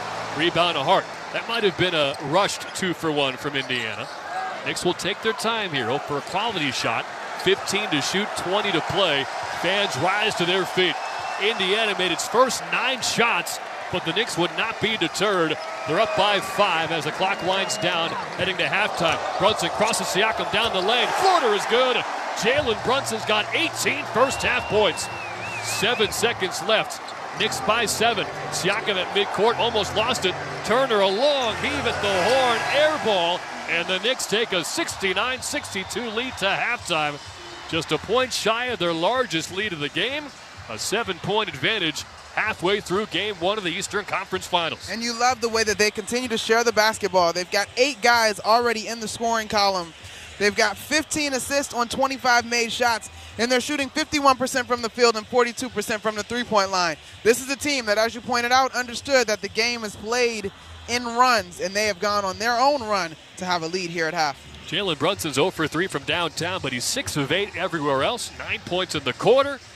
18 to lead all scorers, and a 69-62 advantage for the Knicks as we hit the halftime break. Pat O'Keefe will have your halftime coverage with Wally Szczerbiak. Good old Wally Szczerbiak, he who hits threes from way, way back. New York Knicks basketball on ESPN New York and the MSG Radio Network continues after this timeout. This copyrighted broadcast of the National Basketball Association may not be retransmitted, reproduced, rebroadcast, or otherwise distributed or used in any form without the express written consent of the NBA. Attention Knicks fans! Looking for infusion care that puts you first? ThriveWell Infusion specializes in delivering cutting-edge therapies for rare diseases and autoimmune conditions like rheumatoid arthritis and multiple sclerosis. Trusted by physicians across specialties, ThriveWell offers private state-of-the-art infusion suites and slam-dunk treatment from their highly trained medical team. From New York to New Jersey and across Long Island, experience care, comfort, convenience, and compassion like never before at a ThriveWell location near you. Find out more at ThriveWellInfusion.com. That's ThriveWellInfusion.com. Saving lives drip by drip. Spring has finally arrived, and if you think a new central air conditioning system is out of your budget, think again. Sloman's is here to change the game with our Spring Fling sale. We're now offering cutting-edge 18-SEER 2025 refrigerant-compliant R454B systems, expertly installed by our certified technicians, all at the lowest prices of the year. That's right, get started with 0 down, 0 payments, and 0 interest for 18 months. And we're including a comprehensive service plan for the first 5 years with annual system checks to keep your AC running smoothly all summer long. Servicing Nassau, Suffolk, and Queens County. Call Sloman's at 516-932-7000 for your free estimate. But hurry, these cool savings won't last. That's 516-932-7000. 18-month promo period, no payment, no interest, and no down payment offer. The offer is available through a third-party bank. On approved credit, interest is waived if loan is repaid in full during the same as cash period. Terms and conditions apply. If you think with your stomach, it's time to listen to your ears. Smashburger is calling you, sizzling for you, smashing 100% Angus beef patties all for you. The burgers are hot, the milkshakes are cold, the fries are crisp, and the next order up should and could be calling your name. But only if you listen to me, and your stomach, and your heart. Find the nearest Smashburger at smashburger.com. When you open a Corona, you hear the sounds of wherever you are a little differently. A little more Corona. And you think to yourself, why am I just listening? Corona, La Playa awaits. Relax responsibly. Corona Extra Beer, imported by Crown Imports, Chicago, Illinois. Knicks fans, be the MVP of your next summer barbecue or family dinner with the fresh taste of Calandra's Bakery Breads. Available at your local supermarket. Handmade daily with just 4 all-natural ingredients and no preservatives and no machines. From crusty Italian loaves to soft rolls and hearty multigrain, there's something for every table to enjoy. Since 1962, Calandra's Bakery has proudly delivered fresh bread to supermarkets like ShopRite, King's, D'Agostino's, Key Foods, and more. From their family to yours for over 60 years, Calandra's Bakery. The best in Italian and French breads. This is the Spectrum New York Knicks halftime show. Now, here's Pat O'Keefe. And we're halfway through Game 1 of the Eastern Conference Finals here at a raucous Madison Square Garden. And after a bit of a slow start, the Knicks do have a 7-point halftime lead. It is 69-62 as we welcome you to the New York Knicks halftime report, brought to you by Spectrum. Knicks also already getting a balanced scoring attack. Jalen Brunson came on at the end of the second quarter, and he's got a game-high 18 points, 15 for Karl Anthony Towns, and a dozen for Mikal Bridges, who has played 23 of the 24 minutes so far. Pat O'Keefe joined by Wally Zerbiak here at halftime to break down the first half. Halfway through, new opponents, so kind of getting used to the new environments in this round. Wally, what do you think of the start so far for the Knicks? Well, this is good offense by both teams. Pacers came out, didn't miss a shot, made their first 8 shots.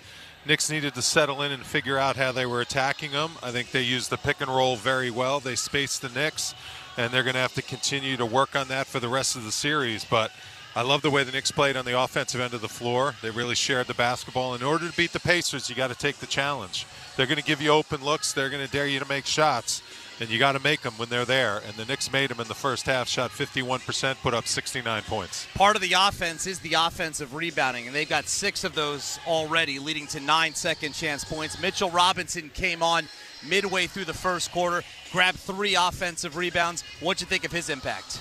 Well, he's going to secure the defense, especially in the pick and roll. He's an outstanding pick and roll defender. He can help out those lightning fast guards when they're coming off those screens. It's an impossible play to guard. So when you need to lock down that play, Mitch is going to be on the floor. At the same time, he has to be relevant offensively. And for him to be relevant offensively, he's got to hit the offensive glass, dominate the glass on both ends of the floor, and he did a good job of that in the first half. He caught a very nice lob from Jalen Brunson as well for his only 2 points. Time now for the best parts of the half, brought to you by Smashburger. Obi misses a right-hand jam off the back rim. Wow. Now Towns at the foul line, dishes left for Payne, closed out by Halliburton. Far corner 3 for Towns. Yep. In front of the Pacer bench, and it gives James Johnson a pat on the belly as he's given the Knicks an 8-point lead. Toppin missed the jam, but the other local kid didn't miss. Towns for 3. It's 54-46.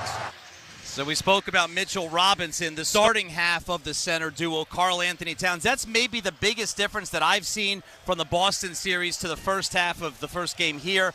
seems like a lot more room for Karl Anthony Towns to operate. Definitely. His matchup, Miles Turner, he's a great shot blocker, but he's not as good in space. He doesn't move his feet as well as a guy like Al Horford or Kristaps Porzingis. So Karl Anthony Towns can take advantage of that, set him up with his three-point shots, and if he comes and takes those away, put the ball on the floor and finish around the basket. He looked really, really excited to be playing the Pacers in that first half, putting up 15 points and attacking every time he touched the ball. And a perfect 3 for 3 from downtown for Karl Anthony Towns, who really didn't utilize the 3 last series against the Celtics. That was the best parts of the half, brought to you by Smashburger. With locations throughout the New York City area, Smashburger is ready to greet you with a variety of smash-to-order burgers, fries and sides, milkshakes, and more. To find your nearest location or to place an order today, visit smashburger.com. Halftime here of Game 1 at the Garden. Knicks lead the Pacers 69-62. Pat O'Keefe joined by Wally Zerbiak after a 7-point advantage for the Knicks in that first half. Other factors in this game so far, Wally, how about the point guard play? Jalen Brunson, bit of a slow start. Knicks actually regain the lead with him on the bench. Then he comes back in and starts to heat up the tail end of that second quarter. Yeah, that was my matchup to watch for this series. No surprise. Tyrese Halliburton against Jalen Brunson. 2 All-Stars going at it. Both of them bringing it, too. Jalen Brunson has an opportunity to score against this team, and he's just got to pick his spots to be aggressive, also keep his teammates involved. And Tyrese Halliburton, first matchup here at the Garden back in October, he had 0 points. Not looking like he's going to do that again. Had a big first half, shot the ball really well, and looked to get himself involved offensively and not just set up his teammates. ThriveWell Infusion, New York's premier infusion and injection center, saving lives drip by drip. Halliburton scored the last 10 points of the first half for the Pacers. They trail the Knicks 69-62. Halliburton has 14 points. Miles Turner has 12, just 1 for 3 from downtown. I've got to think a good sign for the Knicks. 13 points off the bench. If you talk about the way these two teams utilize their bench, Indiana much deeper usually than the Knicks. So how about the Knicks coming out with 13 first-half points off their bench? I think it's great. At home, your bench should be energized. At home, your bench should be aggressive and make a difference and make plays. And Cameron Payne knocked down a couple huge shots. And I'll tell you, if he would have hit 2 of those that he missed, roof might have blown off this building because it was ready to explode. I love the energy those guys play with. This is a good matchup for Deuce McBride. He was outstanding in the Celtics series, so I anticipate he's going to carry it over. And Mitch, he could be a starter on every other team in the NBA when healthy. He just happens to be coming off the bench. So I anticipate a lot of production off the Knicks bench in this series. Rep the orange and blue with the latest pieces from the Knicks playoff collection. Head to Knicks.com to shop now as the Knicks lead the Pacers 69-62. Defensively for the Knicks, Pacers come out, hit their first 9 shots. It was kind of eerily similar to Game 7 here last spring in the second round. But after that, the Knicks seemed to get the Pacers offense a little under control. What did you see from them defensively in the first half? Well, they have to figure out a way to control that pick and roll. That's the big thing. You can't give those guards a head start to run off the pick because then the big man's in trouble, whether it's Karl Anthony Towns, whether it's anyone. If you're not switching it, they're going to get a wide open look on the kickback pass or the roll to the basket, or if Halliburton wants to shoot that little floater. So the Knicks made good adjustments, I think. That's what this is all about, playing a team like the Pacers. But the key, I think, for me, is that the Knicks continue to attack because they can score and have matchup advantages for a lot of guys. So they just cannot be passive. They have to continue to be the aggressors like Mikal Bridges talks about all the time. You mentioned keys to the half is driven by Ramsey Mazza. So over these final 24 minutes to see the Knicks try to close out Game 1, what are you looking at, Wally? Well, the first key is do a better job in that pick-and-roll defense. The Knicks have to make some adjustments, and I'm sure Tom Thibodeau will do it, whether it's switching or whether it's picking up the guard further up at half court to make sure he doesn't turn that corner with a huge advantage. The second one is when you get that knockout punch, land it.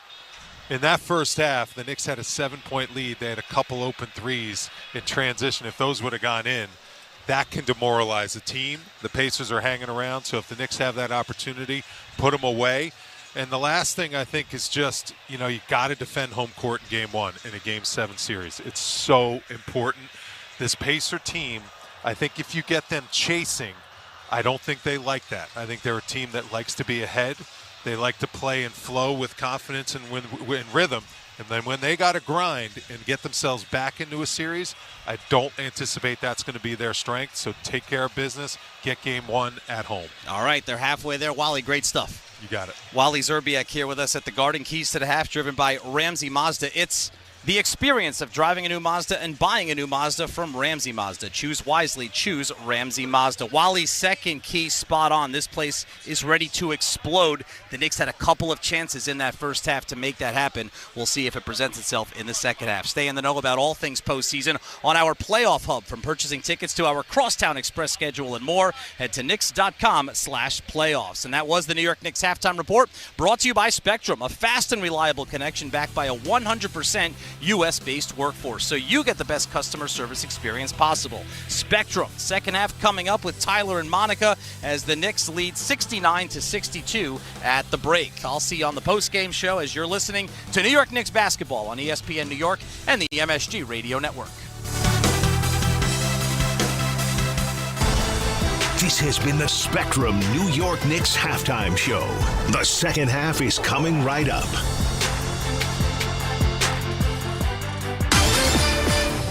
Here's what's happening on Sirius XM Sports. The Knicks and Pacers, after facing each other in round 2 last spring, renew their playoff rivalry in Game 1 of the NBA's East Finals tonight at Madison Square Garden. Play-by-play action begins at 8 Eastern, followed by complete post-game coverage on your 24/7 home for hoops. Sirius XM NBA Radio, Channel 86 in the car, and on the Sirius XM app. Sirius XM Sports, wherever you are.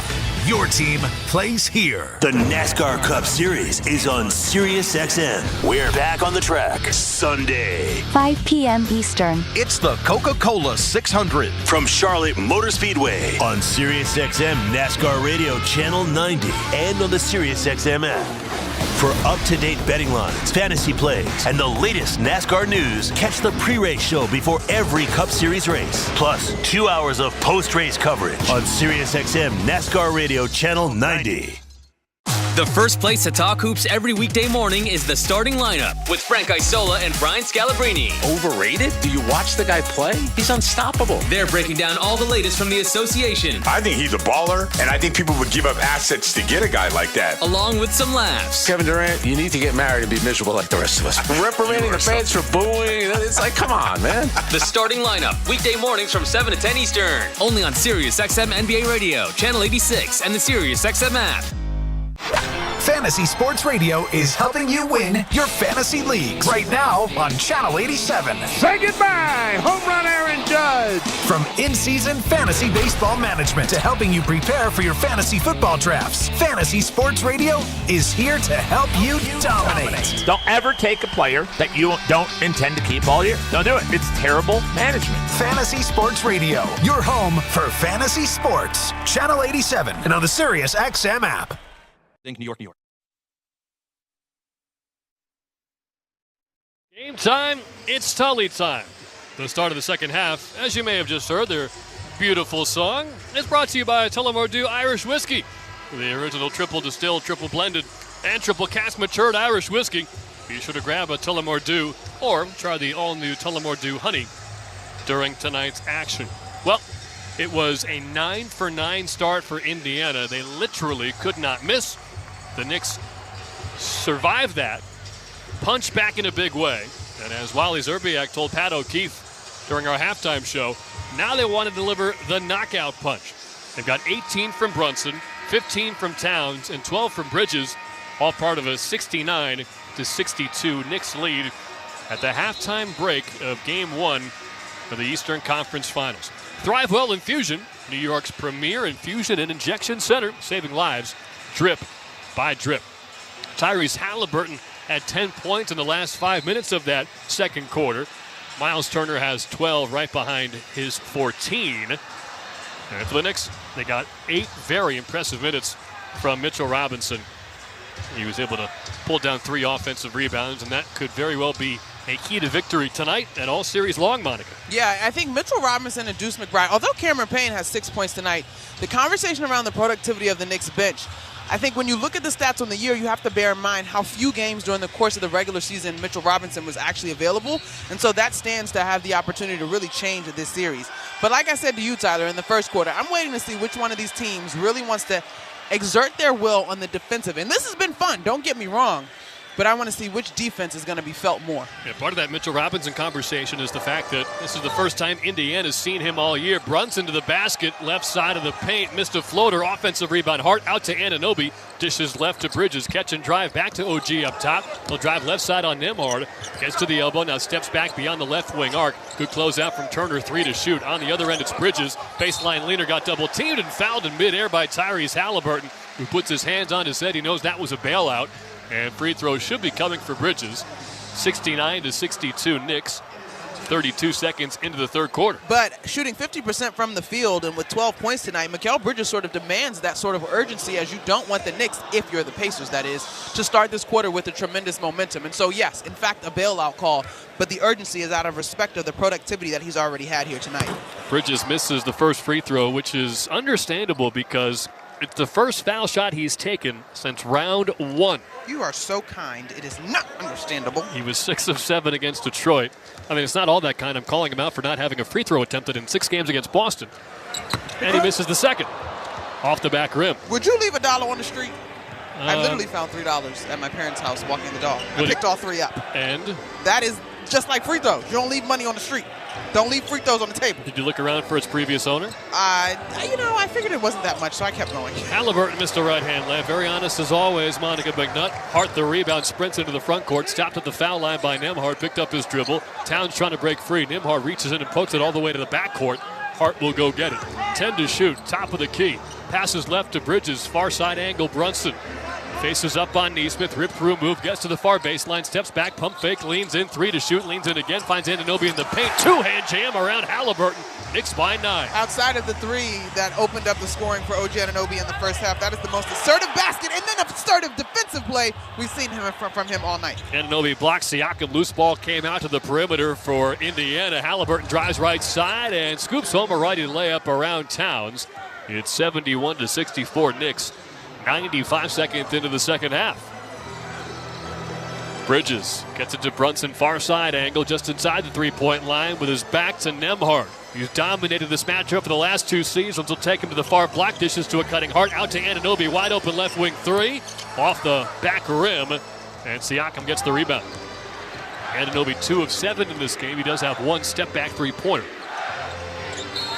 Whistle and a foul on Josh Hart. He was grabbing Aaron Neesmith, who was setting a screen for Pascal Siakam. So 10 minutes to go in the third. It's Knicks by 7 in game 1. I do like the energy that the Knicks are starting in third quarter with. And remember, that was a bit of a conversation at points in the first series of this postseason. And they were getting killed in third quarters by Detroit. Left wing Halliburton, entry pass to Turner, matched up with the smaller Bridges, spins baseline, and he's stripped by Bridges, who was grabbing a little bit, no call. Josh Hart from right to left, Knicks in white, Pacers in gold, and Hart lost the ball out of bounds left baseline off the pressure from Neesmith. Aaron Neesmith, I continue to say that he deserves respect as a defender, but the Knicks have to play within themselves. Josh Hart was a little sped up on that play. Step back straight on 3 from Halliburton, blocked by Bridges. Air ball was tipped by Towns out to Brunson, and he was stripped out of bounds by Neesmith. That comes near sideline. They say Knicks ball. Neesmith wanted a challenge. Jalen Brunson is waving challenge as well.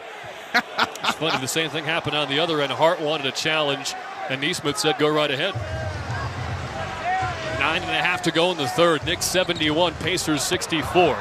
Brunson to the left point, shrugs off some contact from Neesmith, who says Brunson was grabbing him, and then Neesmith goes down, and this time they call an offensive foul on Brunson for lowering a left shoulder into Neesmith's chest. And much to the dismay of this crowd, and this is where I think, Tyler, this series stands to bring some of the chippiness of old back to the forefront.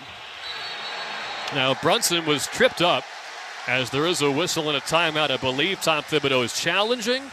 Either that or they're going to look for an aggressive act by Neesmith, because when he was down on the floor, he reached up and either inadvertently or otherwise grabbed the ankle of Brunson, and he went down to the floor. It is right now the 3rd foul on Brunson, and it will be a Knicks challenge to see if they can wipe that off the board. I need to see another replay before I can speak to this one, and I won't dance around it. I'll tell you what I legitimately... Is an offensive foul on Brunson. New York is challenging the ruling. Why don't we give Monica 2 minutes to think this one over? Thank you, partner. Now putting me on the hot seat right away. 71-64. Knicks have a 7-point lead. It'll either be the third foul on Brunson or the third on Nesmith. Huge swing call to be decided during the timeout. Knicks by 7. New York Knicks basketball on ESPN New York and the MSG Radio Network continues after this timeout. Hey, Knicks fans, now at Verizon, they're locking in low prices for 3 years guaranteed on my plan. And you can get a single line for just $45 a month when you switch and bring your phone. That's their best price ever on unlimited welcome with auto pay plus taxes and fees. Guaranteed for 3 years. Because at Verizon, they got you. Visit your local Verizon store today. $20 monthly promo credits applied over 36 months with a new line on unlimited welcome. In times of congestion, unlimited 5G and 4G LTE may be temporarily slower than other traffic. Domestic data roaming at 2G speeds. Price guarantee applies to then current base monthly rate. Additional terms and conditions apply. Step inside an Infiniti QX60 and relax in uninterrupted comfort. Leave schedules, appointments, and meetings behind.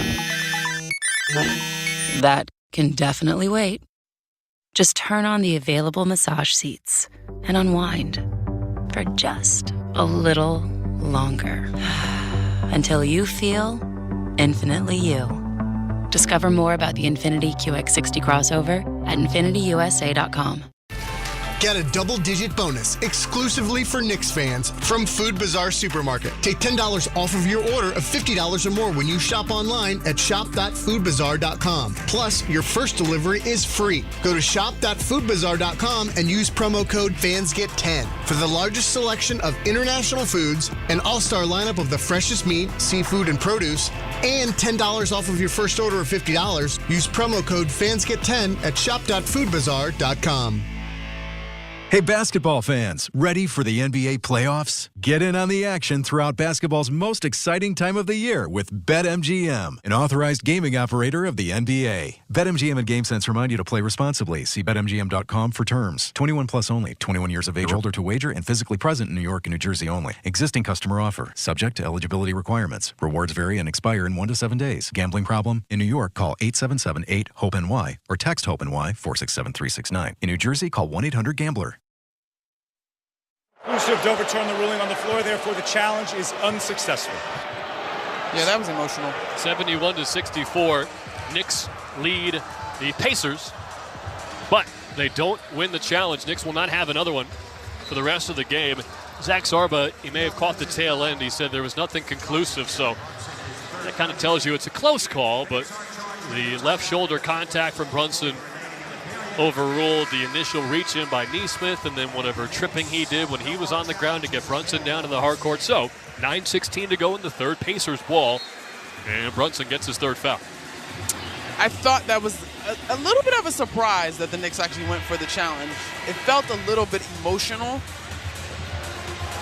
The only way I think that you justify that challenge is if they thought the play would have been reviewed probably about back to 3 seconds earlier, which is not commonplace in terms of practice. And yes, the tension was rising between Nesmith and Brunson, so maybe a bit of a reactionary challenge, but the Knicks have been the best team in the league at winning those appeals. Pacer ball from left to right. They're in gold and blue. Knicks in white and orange. Halliburton high side wing, dribble to the left elbow, gets it to Turner, far side mid post. Faces up on Towns, sidestep jumper from the elbow is good. He's been money from the mid range. Turner now has 14 points. It's a 5-point game. Karl Anthony Towns is going to have to play a little closer to Miles Turner when they're playing straight up. Brunson left wing guarded by Nesmith, takes him baseline, rises for two, and banks home the left block leader. 73-66 Knicks, 8.5 to go in the third. Excellent touch by Jalen Brunson. He gets this left block leaner, as you described it, off just before Pascal Siakam is in position to block the shot as a secondary defender. Halliburton defended by Anunoby, gets rid of it to Siakam in the paint, defended by Bridges. Power move and a right-hand turnaround shot is good over Bridges. 5-point game again. The Pacers clearly deliberately trying to get in action as far as the paint scoring so far, a place that the Knicks had an advantage at halftime. Only 8 fast break points so far for Indiana, which feels like a win for the Knicks. Brunson right wing, drives into Siakam, Euro step, finds a cutting Towns. Reverse layup is good. He snuck around Turner, 75-68 New York. Not only snuck around Turner, but had to gather that basketball as he bobbled it on the catch and then get the reverse to go. He's getting mauled out high by Nesmith. The Pacers playing the they can't call everything strategy. Siakam double team on the right side mid-range, but feeds a cutting Nembhard, who banked it home around Brunson. Siakam was being primarily guarded by Josh Hart, but when OG Anunoby came over in the help, a great cut by Andrew Nembhard. Brunson posting up near side baseline on Nembhard, double team, but then he threw it away. He was hoping for Anunoby in the paint, but he got Halliburton instead. Sets up a right wing three for Turner, but he passed out of it to an open Siakam, and he jams it through. 3-point game. Timeout, Tom Thibodeau. It's Knicks 75, Pacers 72. So this is exactly what we talked about in the first half, beginning to see more wrinkles. And what the Pacers are starting to do in this third quarter is send a double team to Jalen Brunson so that he is uncomfortable. They have not sent it above the break outside of the three-point line, but as soon as he gets to a wing and begins his penetration, they're sending a second. Now, the first time the Knicks were able to, well, the first two times the Knicks were able to make him pay. The third time, this Pacers defense did a good job of scrambling and came up with a steal. 75-72, New York leads Indiana by 3. 7:25 remaining in this third quarter. Game 1 of the Eastern Conference Finals. You're listening to New York Knicks basketball on ESPN New York and the MSG Radio Network. The NASCAR Cup Series is on Sirius XM. We're back on the track Sunday. 5 p.m. Eastern. It's the Coca-Cola 600 from Charlotte Motor Speedway on Sirius XM NASCAR Radio Channel 90 and on the Sirius XM app. For up-to-date betting lines, fantasy plays, and the latest NASCAR news, catch the pre-race show before every Cup Series race. Plus, 2 hours of post-race coverage on Sirius XM NASCAR Radio Channel 90. The first place to talk hoops every weekday morning is the starting lineup with Frank Isola and Brian Scalabrine. Overrated? Do you watch the guy play? He's unstoppable. They're breaking down all the latest from the association. I think he's a baller, and I think people would give up assets to get a guy like that. Along with some laughs. Kevin Durant, you need to get married and be miserable like the rest of us. Reprimanding the fans for booing. It's like, come on, man. The starting lineup, weekday mornings from 7 to 10 Eastern. Only on Sirius XM NBA Radio, Channel 86, and the Sirius XM app. Hey, Jim Rome here. What's cracking? Hi. Hope you're enjoying the game. And when you're not taking in a game, find us on Sirius Channel 161, XM Channel 206. In fact, we'll be there every weekday afternoon, 3 p.m. to 6 p.m. Eastern Time. If you've got something you want to break down from this game, you know where to find us. Just make sure you have it taken. Don't suck. Step your game up. That has never changed. In fact, the show has never changed. We're just back home. And it's great to be there. Sirius 161, XM 206. See you there. SiriusXM PGA Tour Radio examines the duality of Johnny Miller's Hall of Fame career. As a player, he was one of the few to challenge Jack Nicklaus in the 70s. Maybe the greatest iron player ever. And as an unfiltered and fearless broadcaster. If Ben Hogan saw that, he'd puke. Legends of the Game. Legends of the Game. Johnny Miller debuts May 27th at 9 p.m. Eastern. Listen on Channel 92 in the car and on the SiriusXM app. Lender. Get to your local Verizon store today to trade in any phone in any condition guaranteed and get a great deal on a new 5G phone with Unlimited Ultimate.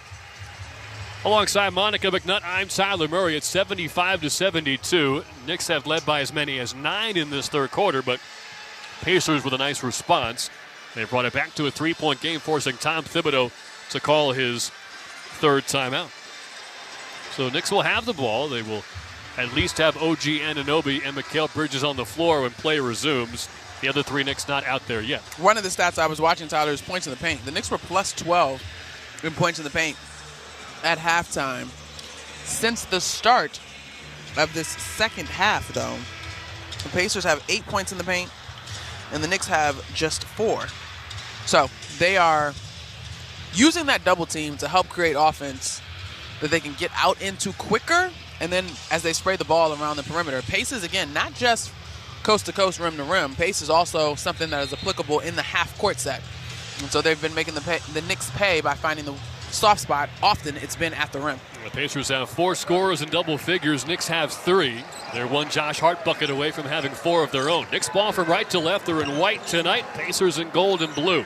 New York by 3, 7:10 to go in this third quarter. Baseline drive from Bridges, tries a bank shot and scores over Nesmith. Mikal Bridges, very efficient, 14 points. Knicks by 5. It's a de facto screen, though, because Miles Turner is trying to guard Karl-Anthony Towns so physically that Mikal Bridges was able to use that action to help him get free on that lane. Good no-look pass from Halliburton, but Turner couldn't convert on a right corner 3. Ahead to Anunoby, who's 2 of 7 so far, trying to get hot. Almost threw it away, but Halliburton was grabbing Bridges underneath the hoop before he stole it. Halliburton gets his second foul with 6:47 left in the third. I know the Knicks got the ball there, and they do put another foul on Halliburton. This is his third. You just said that. But I got him for the second. I apologize. I'm looking at Nembhard. But I think if they actually get it to Bridges faster, it has an opportunity to be an and-1 play. Brunson and Towns, high pick and pop. Brunson left side drive, stops, kick out. Towns up top, pump fakes and drives on Neesmith, who stonewalls him at the left elbow. Reset with Brunson defended by Turner. Drives past him, lefty floater off the back rim and in. Brunson is getting to his spots against the Pacers with a game-high 22. It's funny because you watch that unfold and you're like, all right, cool. They're fine letting Aaron Neesmith guard Karl-Anthony Towns, but you do not want Miles Turner having to put up with Jalen Brunson. Knicks by 7, approaching the midway point in the third quarter. Halliburton pump fakes and drives past Towns on the right side, then hangs in the paint and banks home a left-hand layup. 5-point game. That is a Pacer highlight. Karl-Anthony Towns spinning around. Oh, no. Well, it's the inverse. You just saw Brunson burn Turner, You're and then absolutely right. Halliburton gets Cat. Bridges near side angle picked up by Neesmith to Towns out high, defended by Turner. Dribbles to the right elbow, 2 steps in the paint. Tough right-hand bank shot, misses, but a foul called on Turner, who's pleading a push-off on Towns, but that's not the call. It's 2 free throws for Cat. Turner picks up his second. I also don't see. All right, he's talking about the push-off on the initial dribble. Cat does such a good job of covering ground when he picks up his dribble. He takes those 2 really wide steps. But Turner, although this is not going to get called in today's NBA, at least I have not seen it called, wants that arm extension as soon as Cat puts the ball on the ground on his first blow-by step, and you're just not going to get that whistle. You're right, though, about how well he gets into the lane. And that's the benefit as he hits the first free throw of him against a big. He's got such a quick first step that teams, as we mentioned, have been forced to put wings on him just to stay in front. And at that point, Towns has to go into his post-up game, which we really saw blossom against the Celtics. He was scoring on just about anybody. It was a big reason why they won that series in 6. Yeah, particularly in Game 6, and my games are running together. Game 4. He was big in terms of forcing the issue of scoring in paint. But even in Game 2, it's not all about his scoring in the paint. Sometimes it's his presence in the paint. In Game 2, he came up with some big rebounds and tip-ins down the stretch to steal that one up in Boston. Game 4 and Game 6 against the Celtics. I think a lot of folks think those were the 2 best games the Knicks have played all season. I'm one of those folks. Towns gets 1 of 2. The second one is a bit too strong. 80-74. Knicks lead the Pacers just over halfway through the third. Mitchell Robinson will check in at the next whistle. Benedict Mathurin into the game, dribbles left side, kicks out left wing for Turner. Good defense from the undersized Brunson. Now it is Mathurin, step back 3, far side over Towns. Front rim, no. Rebound swatted out by Toppin. Reset for Halliburton. Left side drive, kick out right corner. Toppin for 3, blocked by Anunoby. Toppin got the miss. Reverse layup is good around Hart. Oh, my, not just around Hart, but underneath the basket, behind the basket. That was an acrobatic play by Obi Toppin. And here's what I'm talking about. Getting that ball to Mikal Bridges posting up Tyrese Halliburton earlier. Forces a double team, gets it out to an open Towns, who dropped the pass, got it back. He's got the smaller Nembhard on him on the high side wing. Hands to Brunson right wing, pump fake, drive to the right elbow, stripped by Mathurin, no call. Brunson screaming for a foul. Pacer ball from left to right, 5 minutes to go before the fourth quarter. Knicks by 4. Halliburton near the logo. They get the matchup with Brunson. Now top of the key, behind the back dribble to the right elbow. Crossover, step back. Shot from the circle, misses, but a foul. Brunson got him on the wrist. He's signaling that Halliburton kicked out with his foot. But it is the 4th foul on Jalen Brunson with 4:44 to go in the third. Jalen Brunson's going to have to be careful. And he's obviously probably coming off the floor with this one. He is right that Halliburton kicked him in the right groin area, but the Knicks do not have any more challenges. Oh, man. Yeah, this challenge would have had a better chance of being successful than the one that they lost their challenges on. But this is sort of the emotional nature of this particular matchup. And Jalen Brunson is one that we are accustomed to being steady, cool, calm, and collected. But after that demonstrative reaction to the no call on the other end, he too sometimes can be susceptible to getting frustrated by officials, and it allows him to be taken off track and distracted from the task at hand. Sometimes it's just proving he can score even with all the missed calls that he perceives. Now, Ben Mathurin is on the floor, and he is a little bit of a trash talker. This Pacer team is not quiet. No, they are not. So the Knicks, again, they've got to use their maturity to rise above, to play good, clean basketball, and to outsmart this Pacers team. With the Brunson foul trouble, we'll see some rare second-half campaign minutes. Brunson left side drive, took a hit from Mathurin. Continuation allows the three-point play as the floater drops in from the left side of the paint. Vengeance for Brunson after Halliburton made the free throws. He can make it a 5-point lead at the free throw line. This is just, again, I love what Carlisle said pregame. Indomitable will. Jalen Brunson is aggressive, but I will add that Carlisle astutely pointed out that he is aggressive within the system and within the offense that the New York Knicks run. Now, that's pretty easy when you are sort of 1A in the offense. Brunson gets the free throw. He's 7 of 8 from the line, 9 of 12 from 2. He had 9 points in the first, 9 in the second, and now 7 in the third, so 25 for Brunson. Knicks by 5, 4.5 to go in the third. Robinson comes in for Towns. He's matched up off a screen with Halliburton on the right wing. 10 to shoot. Halliburton top of the arc, between the legs dribble, step back. Robinson not letting him go. Off the dribble 3, rattled it in. Halliburton with a wave to the crowd. It's a 2-point game. And Mitchell Robinson did as good a job as anybody could do on Tyrese Halliburton there. He nearly got a piece of it. Brunson, screen out high from both Robinson and Hart, gets to the right wing, steps back, pump fakes the 3, dishes far corner. McBride a 3, missed it in front of the bench, but a rebound from Robinson. Up top, Brunson. Ball fake, setting up a right side screen with McBride. Drives on Halliburton, far side baseline, steps into a leaner, nailed it. Brunson can't miss from 2-point range tonight. He's got a game-high 27, and the Knicks are up 4. He's just been calm. We talked about his reaction to that no call and the 5th foul. He's been so poised since then. Just 4 fouls for Brunson as Turner hands off to Toppin. Now gets it to Mathurin out high. Halliburton right wing, defended by Robinson again. 30-foot 3, hits the side of the net, out of bounds right baseline. And now Brunson can check out for Payne. And after Halliburton was letting the crowd know about his last made 3, they respond in kind after the air ball. 3:16 to go in the third. We've got a timeout on the floor. 85-81. Knicks lead the Pacers. And after Indiana made each of their first 9 shots, the Knicks were able to take a 2-point lead into the second quarter. Pacers briefly led by 4 early in quarter number 2. But after the Knicks went back in front, let's say 5 minutes into the second, they have not surrendered the lead since. It is 85-81. Yeah, one of the keys to this continue to be limiting the opportunities for the Pacers in the fast break. They have just 10 fast break points, and the Knicks actually are out-rebounding the Pacers, which you mentioned in the open is not necessarily one of their strengths, but it bodes well for the Knicks giving themselves second-chance opportunities, which they have 11 points in that category, and taking away second-chance opportunities for the Indiana Pacers, although they have 10 of their own. ThriveWell Infusion, New York's premier infusion and injection center. Saving lives drip by drip. 3:16 to go in the third. Knicks 85, Pacers 81. Both of these teams feel very confident in close and late game situations. We are on the same page, partner, because I was thinking the exact same thing. And when you look at it, they've got 2 of the best clutch scorers in the postseason so far in Jalen Brunson and Tyrese Halliburton. Brunson's got 9 of the Knicks' 16 points in this quarter alone, while Mitchell Robinson has 4 offensive rebounds.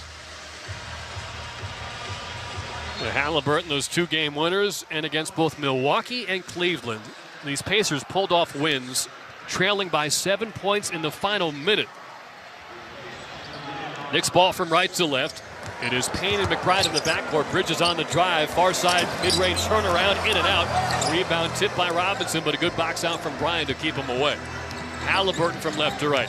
Top of the key, dishes right to top. An extra pass, Bryant left wing.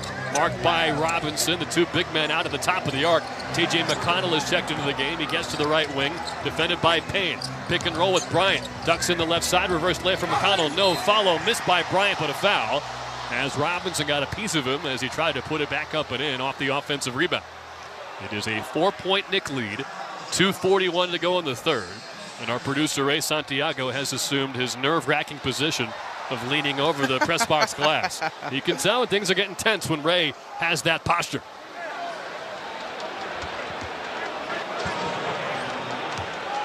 This building doesn't feel all that nervous, though, and why would they? They saw the Knicks beat the Celtics in 6, even though they trailed by at least 14 points in each of the first 5 games of that series against the defending champs.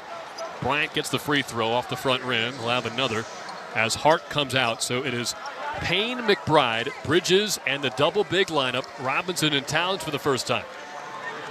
Now, on the other end, you got to be mindful of T.J. McConnell, who has 7 points on 3 of 6 from the floor, but he is the guy that has been most aggressive about pushing the pace and beating the Knicks up the floor before their defense can set up. Bryant gets both free throws, so a 2-point Knick lead. They've got the ball from right to left with 2.5 to go in the third. And it is, to your point, Nesmith guarding Karl-Anthony Towns as Thomas Bryant will guard Robinson. Near side arc Bridges trying to post up Towns on Nesmith. They will. Near side mid-range double team comes. Towns holds the ball high, finds Bridges left elbow over to McBride. Far side mid-range jumper is good. Great ball movement out of that double team from Towns. 4-point Knick lead. McBride knocks down that shot, but if he was on the three-point line, if he had remained spaced, he'd had a beautiful opportunity at a wide-open 3. Nesmith straight up. Crosses over Bridges. Left side drive, puts a shoulder into him. Tough fadeaway. Front rim, no. Rebound Robinson. I had to check this stat 5 times, but apparently with Robinson and Towns on the floor together, the Knicks get 77% of available rebounds. I buy that. I didn't until the 5th time I looked it up. Left side baseline, McBride hesitates behind the back dribble to get away from McConnell. Long 3, Towns short from the near side arc, and McConnell gets the tip rebound. 99 seconds to go in the third. McConnell up top. Got it back off a pass from the left wing, Nesmith. Nesmith straight away. Pump faked out of a double team. Wide open 3 from McConnell. Doesn't take a lot of them. This one misses. Rebound Toppin, and they're going to call a foul on Towns, who was just standing there, but Toppin crashed into him from behind. That will be number 3 on Towns. 1:27 left in the third. Knicks by 4. That is an unfortunate call to go against Karl-Anthony Towns. But he's not in bad shape with about 90 seconds left to go in this third quarter and a fourth quarter ahead. No, Nick is really in foul trouble outside of Jalen Brunson, which is a big one. But you expect him to be able to manage to get through a quarter with 2 fouls available. It'll be a near side out from Siakam. They'll get it to McConnell back near midcourt. Pacers from left to right. Siakam's all alone on the left wing. He'll catch and now post up McBride, who came over to pick him up. Fadeaway jumper is good from Siakam. We haven't seen a whole lot of his post game tonight, but that's one of the more efficient plays in the NBA. He makes it a 2-point game. Siakam has 12 points tonight, and talk about efficient. He's 50% from the field. Payne spins in a circle and almost had a right wing 3 available, but he's closed out by Mathurin. Final minute, third quarter. Knicks ball up by 2. Payne drives baseline high to low. Tough leaner, back rim, no rebound. Tipped by Robinson, swatted out of his hands by Bryant. Refs are looking at each other, and then they make the right call, saying it stays with the Knicks. 14 to shoot, 50.1 to play in the third. And now OG Anunoby will check in for. Dramatic pause. Mitchell Robinson. So Tom Thibodeau saw 2 minutes of the double big lineup and decided to break it up, at least for now. It's a little bit disjointed, and you allow Nesmith, who's a pretty good and versatile defender, to bother Karl-Anthony Towns.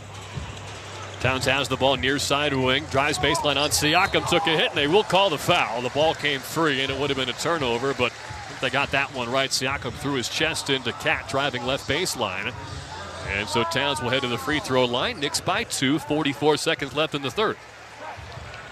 This has been a good game, though, for Karl-Anthony Towns so far. I would like to see him a little bit more engaged in the rebounding category because you're accustomed to him getting to that double-double, and he still may. He's got 5 rebounds so far and 18 points tonight on 6 of 9 from the field, though. I think that's the part that's most impressive. He's been able to be pretty efficient in the moments that he's chosen to be aggressive. At the basket to our left, he rattles in the first free throw, so Knicks by 3. Knicks basketball on ESPN New York is brought to you by Michelob Ultra, official beer sponsor of the New York Knicks. Superior light beer. Thomas Bryant checks out for Obi Toppin, so a very small Pacer lineup on the floor, as they probably are hoping for 2 quick possessions with 44 seconds to go in the third. Mikal Bridges will come out of the game, so it's Payne, McBride, Hart, and Anunoby and Towns. Towns in this series versus Indiana has averaged 30 and 12 rebounds. So I'm right to feel like the 5 is a little subpar for him in this contest. He's been so efficient, you're right. Expect that rebound number to jump up throughout the series. Gets both foul shots, 4-point Knick lead. Nesmith, top of the key, met by a Hart, drives past him. Floater from the free throw line wouldn't go. Rebound Anunoby, then fouled from behind by Nesmith. So Anunoby will take the 90 or so foot walk down the court to take foul shots. And Monica, you're the expert, but for me, that felt like the second time the Pacers rushed a bad shot, hoping for a 2-for-1 at the end of a quarter. Yeah, and I think that is a conversation that we're having in the NBA. And shout out to the terrific ESPN analyst, Tim Legler, who's talking about open and how you define that in terms of should a rushed shot be considered open. But I also think Nesmith thought he was going to get a whistle there because Josh Hart was near a steal on that catch. He went with the rip through to the left and got into that shot motion, and I think he was hoping to maybe have an and one opportunity. Anunoby back rims the first free throw. It has been an interesting stat line for Anunoby. Maybe a jack of all trades, master of none kind of night. 2 for 7 from the field, still stuck on 5 points. But he's got 2 apiece. Rebounds, assists, blocks, and steals. 2 blocks and 2 steals in the game. Has had a huge impact, as he always does on that end. Yeah, as he was taking the stroll down to those free throws, I noticed that myself. He remember, his game is so predicated on what this team looks like defensively in terms of he's a guy that really capitalizes on live ball turnovers. And look at this rotation we've got going. DeLon Wright will get his first meaningful minutes of the postseason as Anunoby drills the second free throw. 5-point Knick lead, and they get to go 2 for 1. Just 2 seconds between the timers. Wright is likely out there because of Brunson's foul trouble, and they do want a good final defensive possession of this third quarter. Brunson's got 4 fouls and 27 points to lead all players in both departments. McConnell knifes into the right side of the paint, hangs in the air, and banks home a tough layup through some Josh Hart contact with 6.9 on the game clock. 3-point difference. Knicks in front, late third. Inbound to McBride across midcourt, right to left with 4. Near side angle with 2. Double team with 1. Has to hoist. He missed it short. Anunoby couldn't crash in for the rebound in time. And the Knicks will take a 3-point lead into the fourth quarter, 90-87. Game 1 of the Eastern Conference Finals is very much up for grabs. The Knicks have been good tonight. They continue to share the basketball, although in this third quarter it's been stifled a bit. They had 15 assists at the end of the first half. They only have added 4 assists in that category. So you'd like to see them find a little bit more rhythm to continue to share the basketball. But overall, they've gotten to the free throw line. They're shooting just 66% there, though. You'd like to see that number go up in the fourth quarter. And I'm sure you'll go about 3 minutes or so in this fourth, and I imagine Jalen Brunson, Captain Clutch, will be called into duty. An unsurprisingly high-scoring game to begin the conference finals after 3 quarters in New York. It's Knicks 90, Pacers 87. New York Knicks basketball on ESPN New York and the MSG Radio Network continues after this timeout. Hear that? That's the beginning of a journey powered by the confidence that comes from driving a vehicle so reliable. It's backed by a 10-year, 100,000-mile limited powertrain warranty. Where your journey ends? Well, that's up to you. Visit your local Kia dealer today. Kia, movement that inspires. See retailer for warranty details. Always drive safely. Limited inventory available. Knicks fans, when deciding to take a charter bus, there's only one choice. That's Best Trails and Travel, New York City's premier charter bus company. Best Trails and Travel has the highest level of charter bus service in New York City and has been serving New York's leading corporations, professional sports teams, and private individuals for 30 years. They offer premier customer service and the newest fleet of buses in the industry. Whether you're traveling with family, friends, or colleagues, Best Trails and Travel guarantees you the ultimate traveling experience. Visit them at besttrailstravel.com or call 212-206-6974. It doesn't matter if you're running drills at the park, playing pickup on a Saturday, or sinking the final putt. When you compete with your friends with Michelob Ultra on the line, competition isn't that friendly. The trash talk, next level, and the stakes, oh, those are crystal clear. With only 95 calories and superior smooth taste, it's the ultimate trophy. Superior is worth playing for. Michelob Ultra, superior light beer. Enjoy responsibly. Copyright 2025, Anheuser-Busch Michelob Ultra Light Beer, St. Louis, Missouri. Knicks fans, be the MVP of your next summer barbecue or family dinner with the fresh taste of Calandra's Bakery Breads. Available at your local supermarket. Handmade daily with just 4 all-natural ingredients and no preservatives and no machines. From crusty Italian loaves to soft rolls and hearty multigrain, there's something for every table to enjoy. Since 1962, Calandra's Bakery has proudly delivered fresh bread to supermarkets like ShopRite, King's, D'Agostino's, Key Foods, and more. From their family to yours for over 60 years, Calandra's Bakery, the best in Italian and French breads. Fourth quarter about to begin. Knicks up 3. Let's pause 10 seconds to allow stations to identify themselves on ESPN New York and the MSG Radio Network. Hey, this is Brian Geltzeiler. Wake up early with me in 2007 NBA Coach of the Year Sam Mitchell every Saturday morning from 7 to 10 a.m. Eastern as we break down everything NBA on Channel 86. 90-87. Knicks lead the Pacers here in Game 1 of the Eastern Conference Finals. With Monica McNutt, I'm Tyler Murray. The fourth quarter about to begin. And even with his 4 fouls, Jalen Brunson will begin the fourth quarter on the floor. And he got some unexpected rest in the third once he picked up his 4th foul. TJ McConnell brings it up from left to right for the Pacers. They're in gold tonight, Knicks in white. There's McConnell, Mathurin, Toppin, Nesmith, and Siakam. Very small 5 on the floor for Rick Carlisle. Far corner 3, Siakam almost airballed it, but right into the hands of Mathurin, who draws a foul on McBride as he was trying to put it back up. The Knicks, to match the small lineup, will have Brunson, McBride, Bridges, Anunoby, and Robinson. So the question is, who does Mitch match up with? And Rick Carlisle is going to answer that question for him by putting Thomas Bryant into the game. Carlisle was asked pregame about the hack-a-Mitch strategy. He did not completely rule it out as we're, in the final quarter of the ball game. And then he frankly was like, I'm not going to discuss a game plan with you guys here. But he did say that the game, similar to what Tibbs would answer, the game sort of lets you know it's situational awareness. And he kind of was like, we'll see. So I am curious to see how that might play out in this one. There are some NBA coaches who don't do it at all, but Rick Carlisle, not one of them. He has not a loaded history, but something of a history of being willing to foul poor free throw shooters on purpose. Both free throws good for Mathurin, so it's a 1-point Knick lead. Brunson dribbles across midcourt from right to left with a game-high 27. High side wing now dribbles to the right elbow. Pump fake, leans in. Bank shot is good. 29 for Brunson. He is 11 of 17 from the field. And he continues to be so effective using that glass. In the mid-range tonight, he's got bankers off of both sides of the rim. McConnell, right corner. Screen from Bryant. Gets across the paint from right elbow to left elbow. Picked up his dribble as Robinson wouldn't let him get through. Back to midcourt for Mathurin, straight up. Drives left side past McBride. Far block, bank shot, rolls around and down. Through some contact from Deuce. 1-point game again. Knicks 92, Pacers 91. Into the second minute of the fourth quarter as Towns heads to the scorer's table. Same play for Brunson. Dribbles across the paint this time. Lefty scoop shot is good. They do not have an answer for Jalen Brunson. He just tied Patrick Ewing with his 18th 30-point Knick playoff game. Knicks by 3. Right elbow jumper, McConnell too strong. Rebound Robinson. Brunson on the move. Inside Anunoby. Stuck underneath the hoop. Out to Bridges. Tiptoes along the far corner sideline. Dribbles into some open space on the right wing. Drives to the foul line on Siakam. Step back. Left elbow jumper. Around and out. Off the front rim, and it fell to Mathurin. No, Nick was in position to come up with a rebound there. 94-91 New York. Towns and Nembhard about to check in.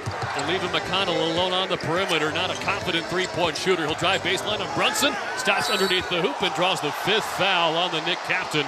And Brunson does not argue. He was taken off his feet by a ball fake. And Tom Thibodeau has a decision to make here. 5 fouls for Brunson. Knicks up 3. 10:05 to go in the third. You mentioned that 30-point mark tying Patrick Ewing.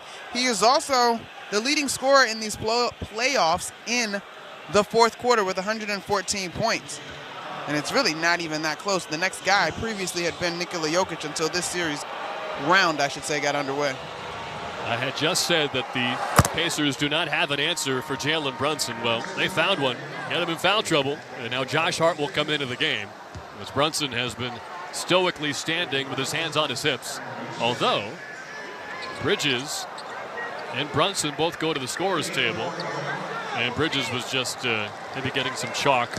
Or another sub comes in, actually. Mitchell Robinson So Deuce McBride, Josh Hart, OG Anunoby, Karl Anthony Towns just checked in with Mitchell Robinson. First foul shot was good for McConnell.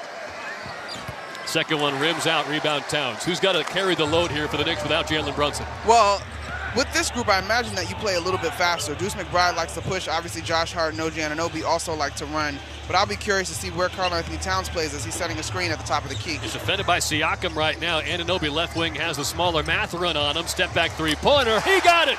OG Anunoby, the answer to that question, evidently. It's 97-92 New York. OG Anunoby, mind you, he only had 6 points coming into this fourth quarter, so let's see if he can put together a big one. McConnell driving dish, left wing Siakam, baseline drive on Town, try to draw a foul, missed a lefty layup. Hart speeds ahead from right to left. Anunoby posting Mathurin, far side block, faces up, one dribble, half spin, backs him down again. Tough bank shot goes for OG. He's got 5 unanswered points. Rick Carlisle calls timeout so he can yell at the officials while the Knicks take a 7-point lead with 9:20 left in the fourth. He has practically scored as many points as he had in the whole ball game, 6. Now he's just chipped in with a big-time 5, taking advantage of his strength and power versus Ben Mathurin. It's been a frustrating night, but he's hearing his name chanted at Madison Square Garden. Anunoby started 2 of 7. He just made back-to-back buckets to extend the Knicks lead to 99-92. Timeout, Pacers. You're listening to New York Knicks basketball on ESPN New York and the MSG Radio Network. Here's what's happening on Sirius XM Sports. The Knicks and Pacers, after facing each other in round 2 last spring, renew their playoff rivalry in Game 1 of the NBA's East Finals tonight at Madison Square Garden. Play-by-play action begins at 8 Eastern, followed by complete post-game coverage on your 24/7 home for hoops. Sirius XM NBA Radio, Channel 86 in the car, and on the Sirius XM app. Sirius XM Sports, wherever you are, your team plays here. The first place to talk hoops every weekday morning is the starting lineup with Frank Isola and Brian Scalabrine. Overrated? Do you watch the guy play? He's unstoppable. They're breaking down all the latest from the association. I think he's a baller, and I think people would give up assets to get a guy like that. Along with some laughs. Kevin Durant, you need to get married and be miserable like the rest of us. Reprimanding the fans for booing. It's like, come on, man. The starting lineup, weekday mornings from 7 to 10 Eastern. Only on Sirius XM NBA Radio, Channel 86, and the Sirius XM app. Fantasy Sports Radio is helping you win your fantasy leagues right now on Channel 87. Say goodbye, home run Aaron Judge. From in-season fantasy baseball management to helping you prepare for your fantasy football drafts, Fantasy Sports Radio is here to help you dominate. Don't ever take a player that you don't intend to keep all year. Don't do it. It's terrible management. Fantasy Sports Radio, your home for fantasy sports. Channel 87 and on the Sirius XM app. No one brings you the passion of the beautiful game quite like SiriusXM FC. Would you believe this? Whether it's live matches from the EPL, MLS, the NWSL, or the UEFA Champions League. This is sensational! Or live talk shows featuring the sport's most entertaining experts. You don't get to say, I don't feel like making that play right now. You make the play. It's the world of soccer at your fingertips. How mouth-watering is that? SiriusXM FC, channel 157 in the car, and streaming on the SiriusXM app. 99-92. The Knicks have extended the lead since Jalen Brunson went out with his 5th foul, thanks to a 3 and a contested layup from OG Anunoby. Pacers only have 2 timeouts left after using that last one. Plenty of time left, though. 9:20 remains in this fourth quarter. Indiana has quickly found out that they're not in Milwaukee nor Cleveland anymore, but this will be a very confident Pacer team with how many late-game comebacks they pulled off to get to this point in the Eastern Conference Final. As are the Knicks, though, to your point. And we talk about clutch scoring. Jalen Brunson has 43 clutch points. That puts him in first in these playoffs. But Tyrese Halliburton has 20 clutch points. And remember, he had a game winner in each round getting here to the Eastern Conference Finals. His 20 points tie him at 5th in the postseason with SGA. Meanwhile, Karl Anthony Towns is actually 3rd with 21 clutch points. We're a ways away from clutch, though, but just so you know. And a lot of that cap production came in that Pistons series. From left to right go the Pacers. Halliburton driving dish, right wing 3 for Nesmith. Missed it, and it looked like some contact from Josh Hart. Nesmith went down very hard, but no call. 3 minutes gone by in the fourth quarter. Knicks by 7. Still no Brunson with 5 fouls. Double bigs out there. Towns and Robinson with Anunoby, Hart, and McBride. OG on the far side angle, spins away from Turner. Resets on the right wing before to shoot. To a cutting McBride, top of the key. 2 to shoot, launches a triple. He got fouled by Nembhard. 3 free throws coming up for Deuce McBride. Nembhard will get his 4th personal with 8:44 to go in the 4th. The tides are turning New York's way as Deuce will get 3 foul shots. Now, in the third quarter, the productivity by the bench really took off for the Pacers. The bench scoring right now is 27-15, but that margin was not as large coming into the second half. But the 15 points for the Knicks tonight is actually pretty solid when you look at what you're accustomed to seeing in that category from this team. First foul shot would not drop for McBride. He made his first 2 free throws, but that one spun out. At the basket to our left, he'll get another. We've got 4 starters in double figures for both teams as McBride connects. So he's got 8 points. And because of his contributions lately, the Knicks have now had 2 different games in this playoff run where 6 guys have at least 10 points. They have not pulled that off since 1995. Third free throw rattles in, so McBride gets 2 out of 3. And the Knicks have matched their largest lead, 101-92 on a 7-0 run. 8:40 left in game 1. Nesmith, high side wing. Now to Siakam up top, hands off to Halliburton, dishes back to a cutting Siakam. Blocked at the rim on a dunk attempt by Deuce McBride. What a defensive play. Towns up top. 3 from straight on. He gets fouled by Nesmith.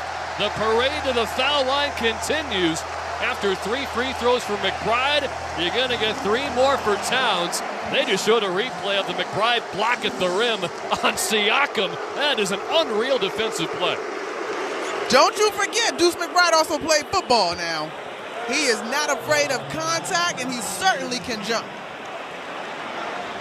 And that effort would have blocked several field goal attempts, if that's what you were going for. He was a quarterback, but I'm sure he was an excellent special teamer as well. First free throw from Towns drops in there. Largest lead for the Knicks, 102-92, with 2 free throws to come. 8:25 left in the 4th. The box score is, in fact, so far not being a hater. They gave Deuce McBride the credit for the block shot. Just when you thought his chase down block of Derek White in Game 6 would be his iconic defensive that moment. Was so good. I think I like that last block a little better as Towns hits another free throw, 103-92. I was unsure in real time if it was actually a block or just disruptive. Well, if we're debating which McBride block meant more, the bottom line is he's had a great run here since an up-and-down first round against Detroit. He really has, and he's responded to that. And we often hear his teammates and head coach Tom Thibodeau talk about his work and knowing that he is not shorting the work, so no surprise that he's found his stride. Towns gets all 3, a 10-0 Knick run, and they've done it in 81 seconds. 104-92 New York. Halliburton tries to silence the crowd, cannot with a left wing 3.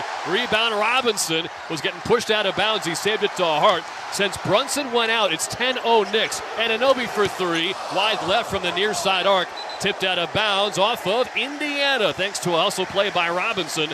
Knicks will keep it up by 12, 8:05 to go. How often do you see a 7-footer gliding through the air, arms outstretched, Mitchell Robinson looking like a ninja or something, trying to take off to corral that rebound, and the effort pays off. His stealth rating would be 0, but yes, I get what you mean with the ninja reference. Inside to Towns, stripped by Siakam, got it back at the dotted line, turnaround righty, jump hook rattles in.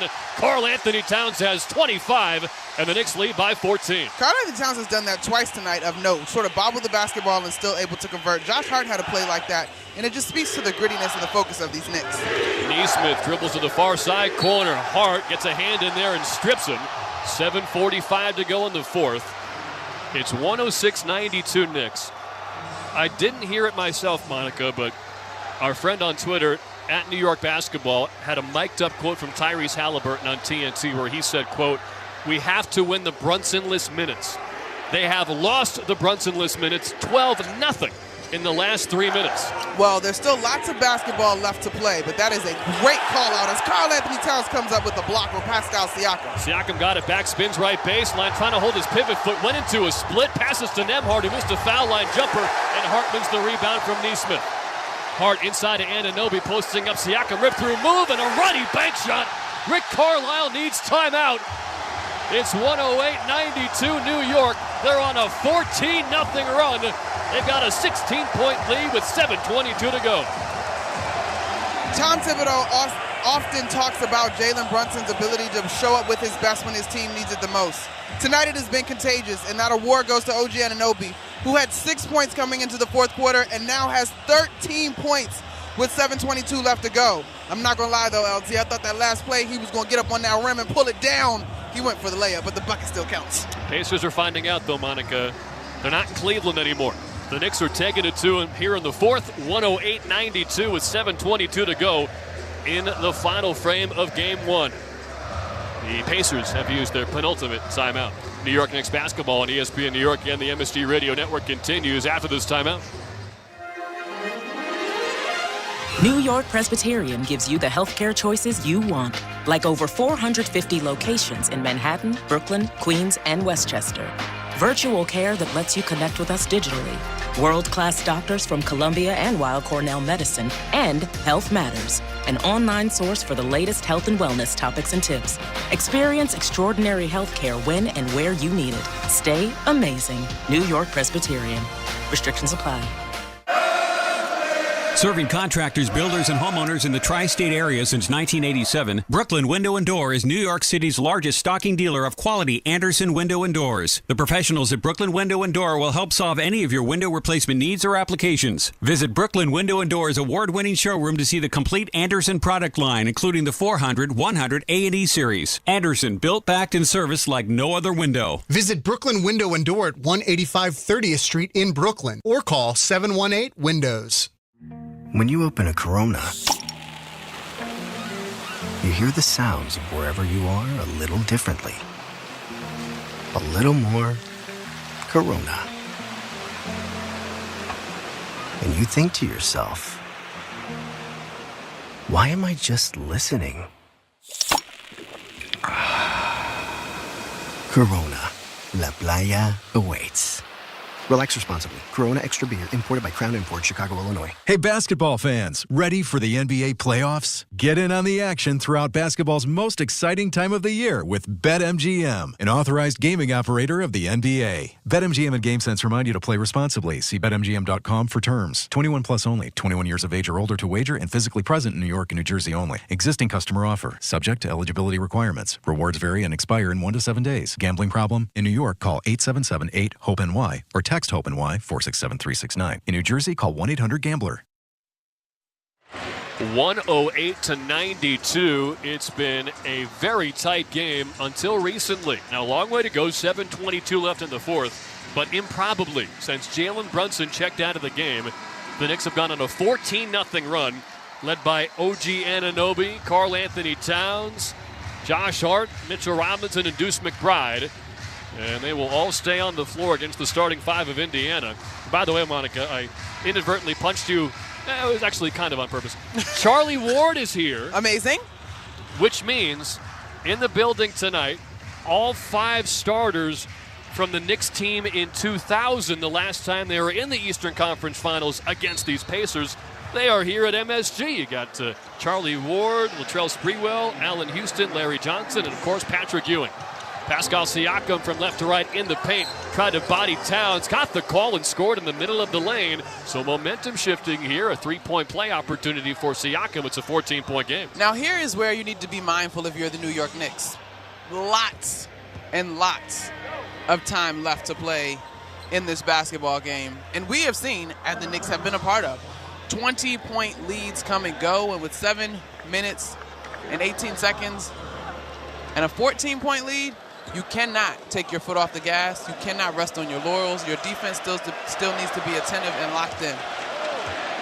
4th foul on Towns, so he's had at least 4 fouls in each of the last 12 games. Free throw missed short. Nembhard gets the right corner rebound, though, off a deflection. To the far side corner, Ben Shepherd gets his first touch of the series. Up top, Thomas Bryant dishes to the logo for Siakam. Hands to Halliburton with 3. Left wing with 2. To the foul line for Bryant with 1. His floater at the horn wouldn't go. He wanted a foul on Anunoby, but that was a desperation play for Indiana. There's a little bit of time and score that needs to be mindful here. Towns, a trailer 3. Air ball from the left wing. He is not listening to you. Right. Stopped the mid-sentence because if it had gone in, it would have been like, okay, cool. But it didn't go in. There's no reason to rush and put the ball back in the Pacers' hands. Nembhard drive and kick, right corner 3. Shepherd, very short rebound off of the right fingertips of Bryant out of bounds. Knicks will take over. Got a little fortunate there, a wide open right corner 3 for Shepherd, but we're kicking off some rust. Of course, the Pacers have not played in a week.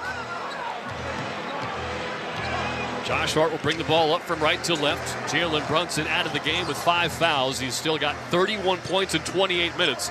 Knicks have been okay without him, though. Left wing Towns, catch and shoot 3 over Siakam. Nailed it!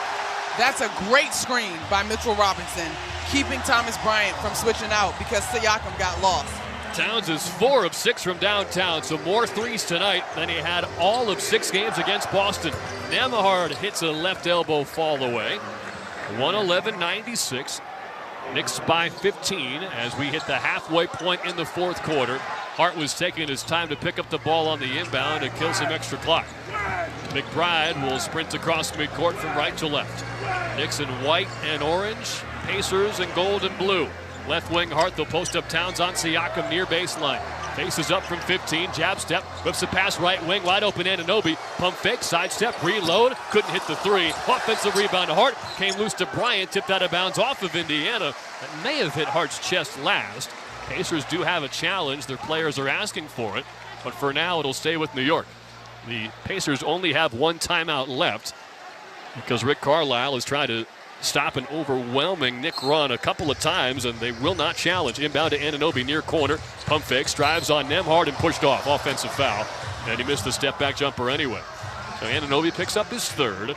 Knicks by 15, 5.5 to go in the fourth quarter of Game 1 in the Eastern Conference Finals. Siakam from left to right. Picked up by Towns on the high side wing. Will motor into the paint. Pushed off with the left hand turnaround jumper. Drops in from just inside the foul line. And Towns is signaling that push off, but the call's not coming. Knicks need to be mindful not to get caught up in the efficiency. They've got to play. The Pacers are showing full court pressure. That's why Ben Shepherd is on the floor. He's bothering Deuce McBride as he brings the ball up the floor.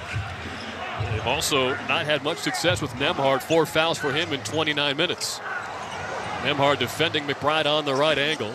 Towns flashing out high, but he's denied by Siakam, so he sets a screen for McBride, drives down the lane, pulls up from the foul line, couldn't hit the mid-range jumper. Whistle and a foul on Nembhard, who was pushing Towns on the rebound attempt. That is 5 fouls on Andrew Nembhard. Good play by Towns, who continues to have an impact on the glass.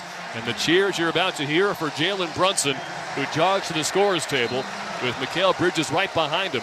It's a 13-point Knick lead, exactly 5 minutes to go, and Brunson will try to prevent this game from even approaching clutch time. And it is, in fact, Jalen Brunson time, as you mentioned, at that 5-minute mark. Also, let me call out, too. We wondered about Karl-Anthony Towns being more impactful on the glass. He's now at 9 rebounds to go with those 28 points. He's having a monster night. Nice hand for both Mitchell Robinson and Deuce McBride, who played over 20 minutes apiece. Inbound to Bridges, far side, mid-range, backing down Shepherd into the middle of the paint, pull-up jump shot off the front rim and in. What a night from Mikal Bridges, 8 of 16. He's got 16 points, and the Knicks lead 5-15. 4 out of your 5 starters are in double figures, and Josh Hart has double-digit rebounds as Aaron Nesmith knocks down a 3 from the top of the key.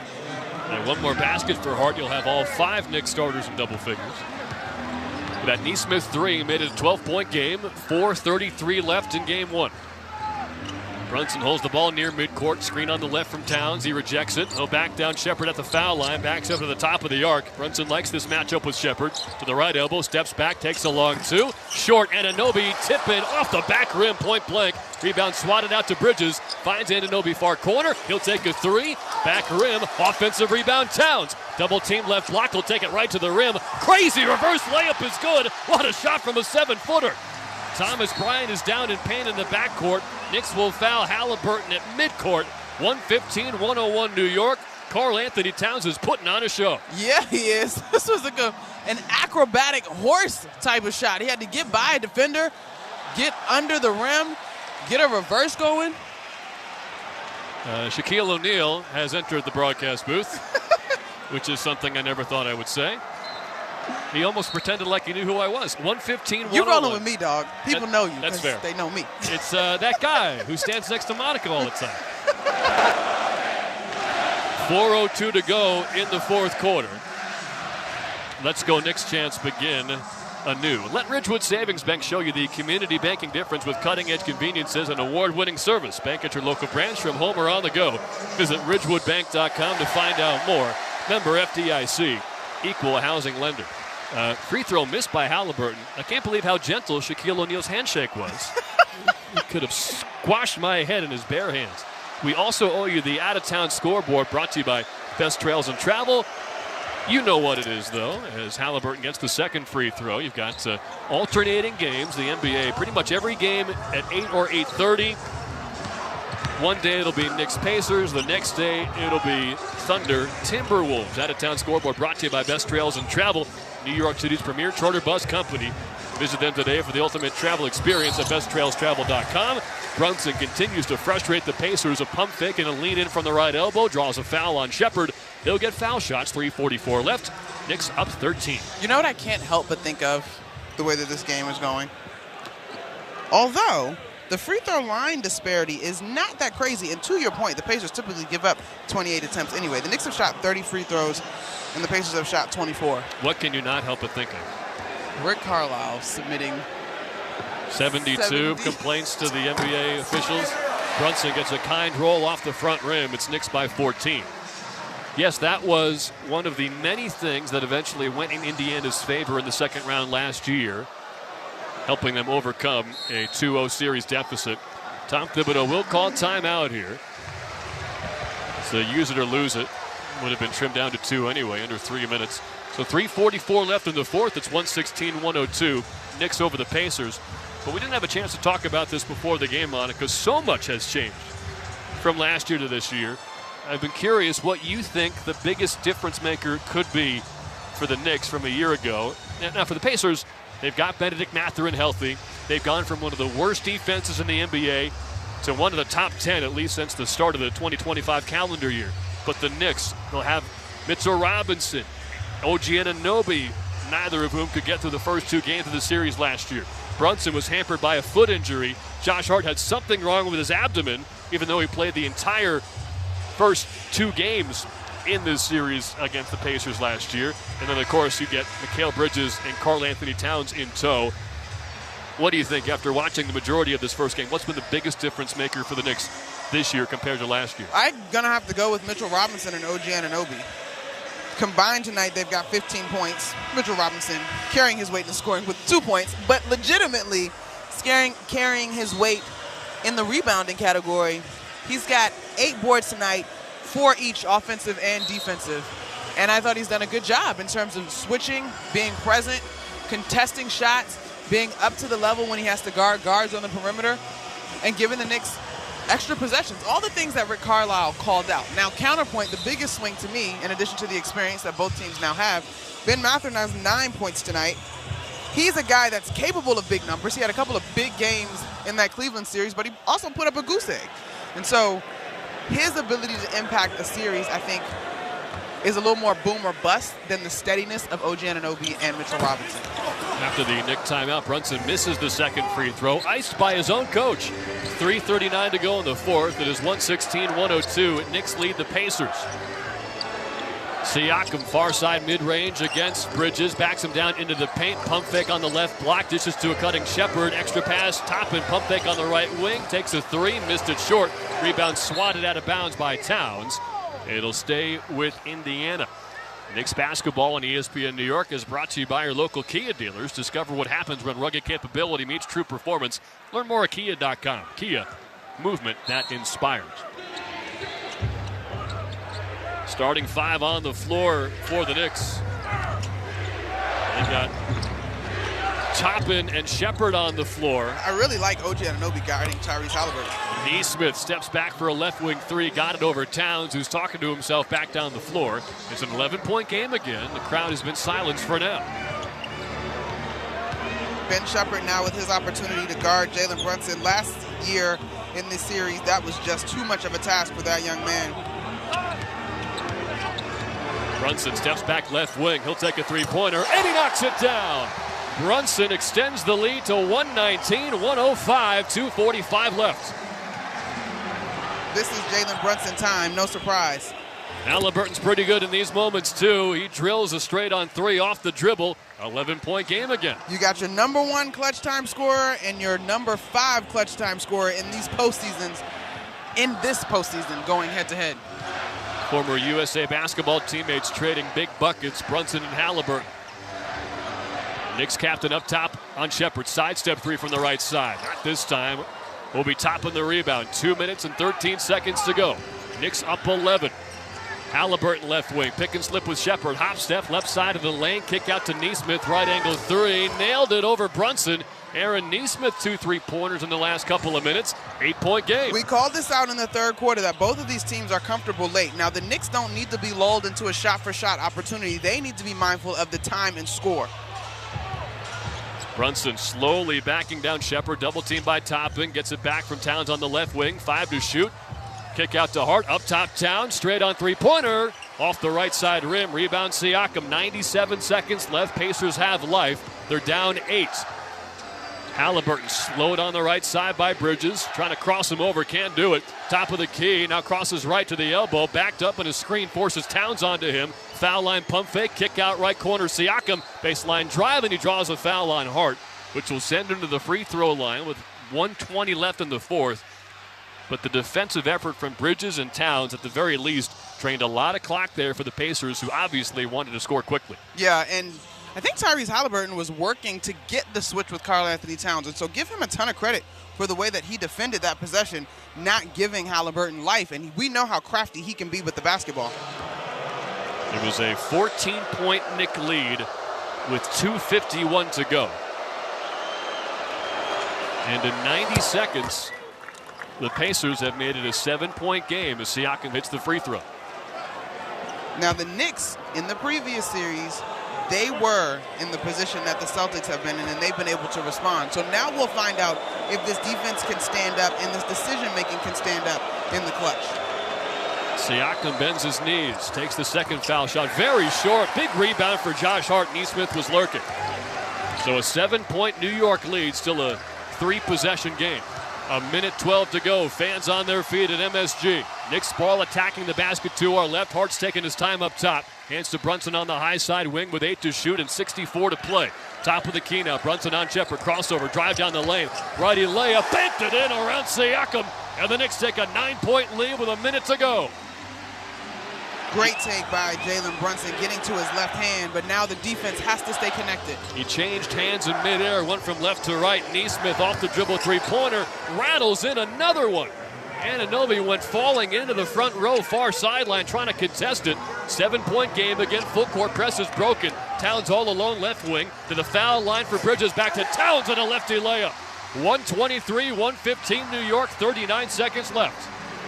Mikal Bridges is face guarding Tyrese Halliburton, and rightfully so, but you can't give Aaron Nesmith another clean look. Wow, off the handoff, he rattles home a straight on three. It's a 5-point game. Knicks have to call timeout as Hart couldn't inbound. 123-118 from 15 points down. The Pacers, in just 4 minutes, have made it a 5-point game. Nesmith is red hot with 15 points in this quarter, and it feels like they've all happened in the last 2 minutes. He's literally hit 7 threes. 7 threes. And at the end of the third quarter, he had only hit 2. So, 15 points on 5 threes in this fourth. The Knicks still in control here.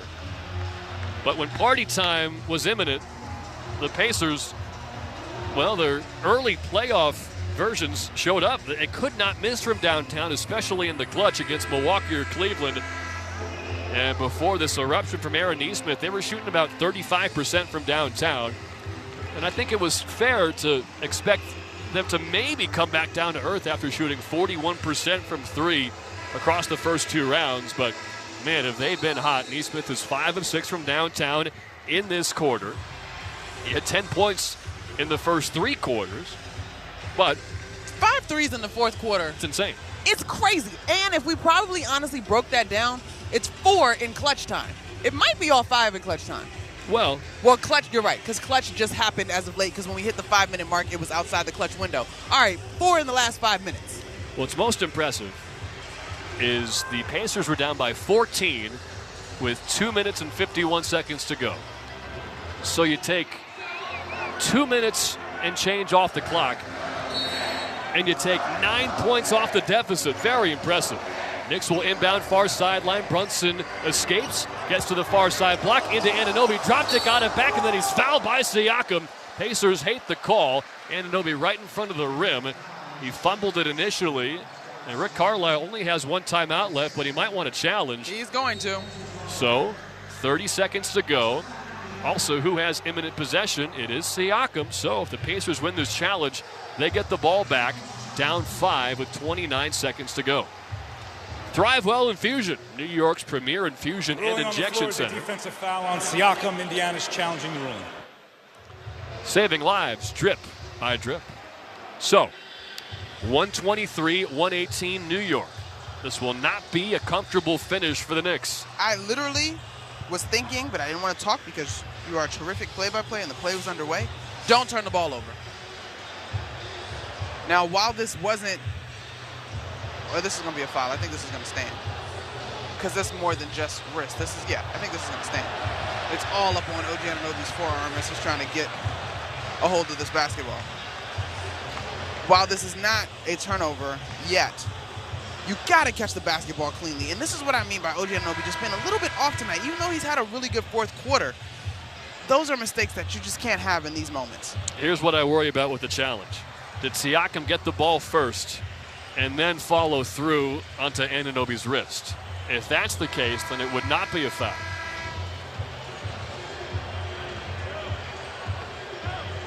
I see your point.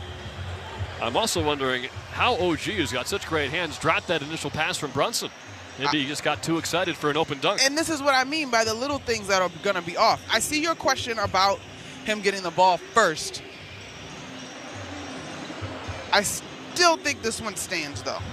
Now, Anunoby was a huge part of that 14-0 Knick run. Brunson had to check out of the game just 2 minutes into the fourth quarter. And at that point, the Knicks were only up by 2. It felt like the Pacers were about to take over, but it was quite the opposite. The Knicks scored 14 unanswered, and at one point built up a 17-point lead in this fourth quarter. And I don't think they took the foot off the gas. The Pacers just went pedal to the metal. They are 6 of 11 from three-point land in this quarter, 5 of those from Aaron Neesmith. I would agree with you, but the one thing I do think the Knicks did that benefited the Pacers, I thought they started to take shots early in the shot clock, and they didn't need to do that. And, of course, by proxy, they were then missing shots, and so it allowed the Pacers to get back out and get those threes up.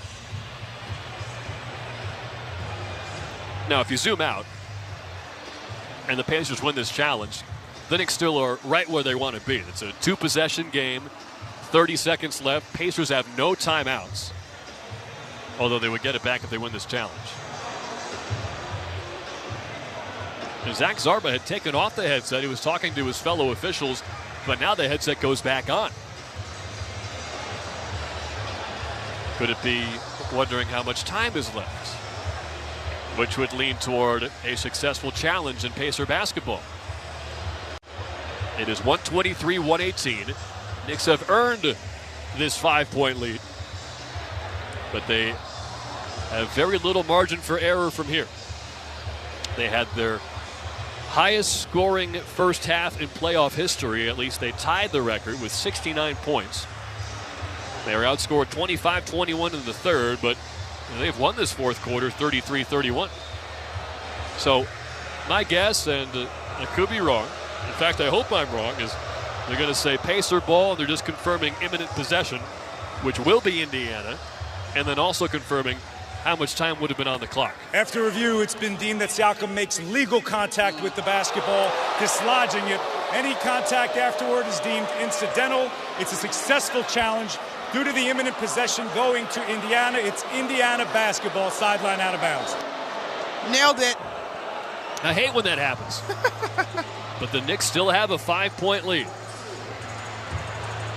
Well, they wanted to stay at 5. You don't want Aaron Nesmith. The Knicks do not have a foul to give, and yes, they'll have their eyes on Nesmith. The Pacers will not use their timeout to advance the ball into the front court because they only have one left. They want to save it for later. The Knicks also have gone with their defensive lineup here. Jalen Brunson is on the bench. Mitchell Robinson and Deuce McBride are on the floor alongside Bridges, Anunoby, and Hart. Well, Knicks have certainly learned a lesson here. You can never count out the Pacers, and you hope they don't have to learn it the hard way. They can still get some intel and come away with a win. Now, Zach Zarba is back toward the scorer's table, and he walks over toward Tom Thibodeau to tell him something. Knicks fans are getting restless. Timothy Chalamet standing up courtside next to Ben Stiller with bright orange pants and a pink sweater with his hands out asking what's going on. I do like his Knicks cap. It's a camouflage. Okay, we've got whatever needed to be figured out. 29.9 to go. Inbound from Halliburton to Shepard. Gets the handoff and will race up court from left to right. Nesmith left wing. Sidestep 3 over Hart. Hits again. Aaron Nesmith has 6 3-pointers in the fourth quarter, and he's made it a 2-point game. However, 22.1 to go. That means the Pacers have to foul. So the Knicks, never a guarantee. If they inbound and hit some free throws, they're home free. But what an effort from Indiana to make this a game. 123-121. Timeout New York. It's their last one with 22 seconds left. Aaron Nesmith has 18 points in this fourth quarter alone.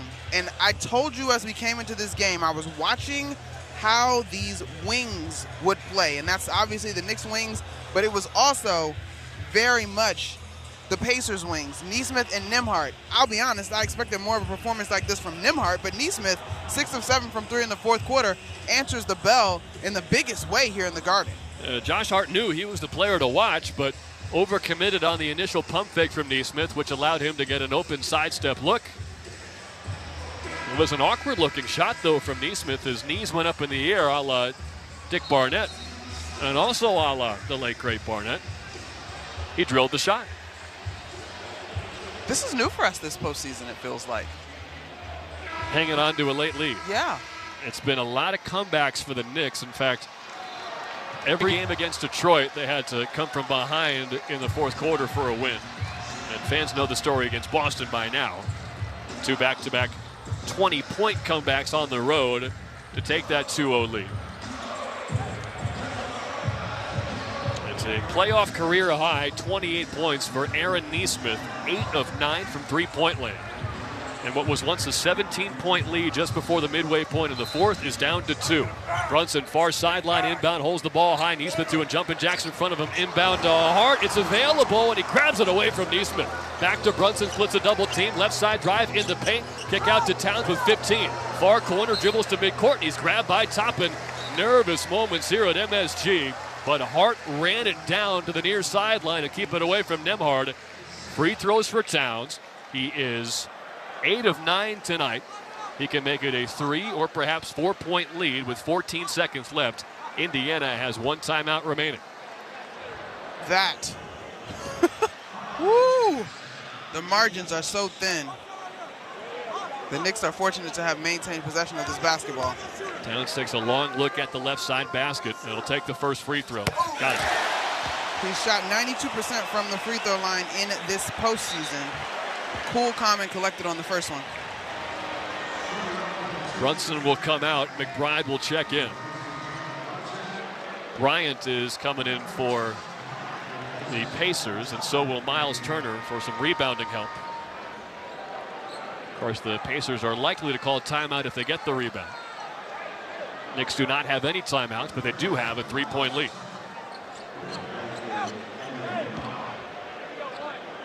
There's no guarantee that Carlisle will call timeout. Pacers are often at their best running up and down the court after a miss. Towns with the second free throw. Back rim. Pacers still alive. Timeout Rick Carlisle. 3-point Nick lead. 13.9 to go. 124-121. And now the nervous energy is taking over Madison Square Garden.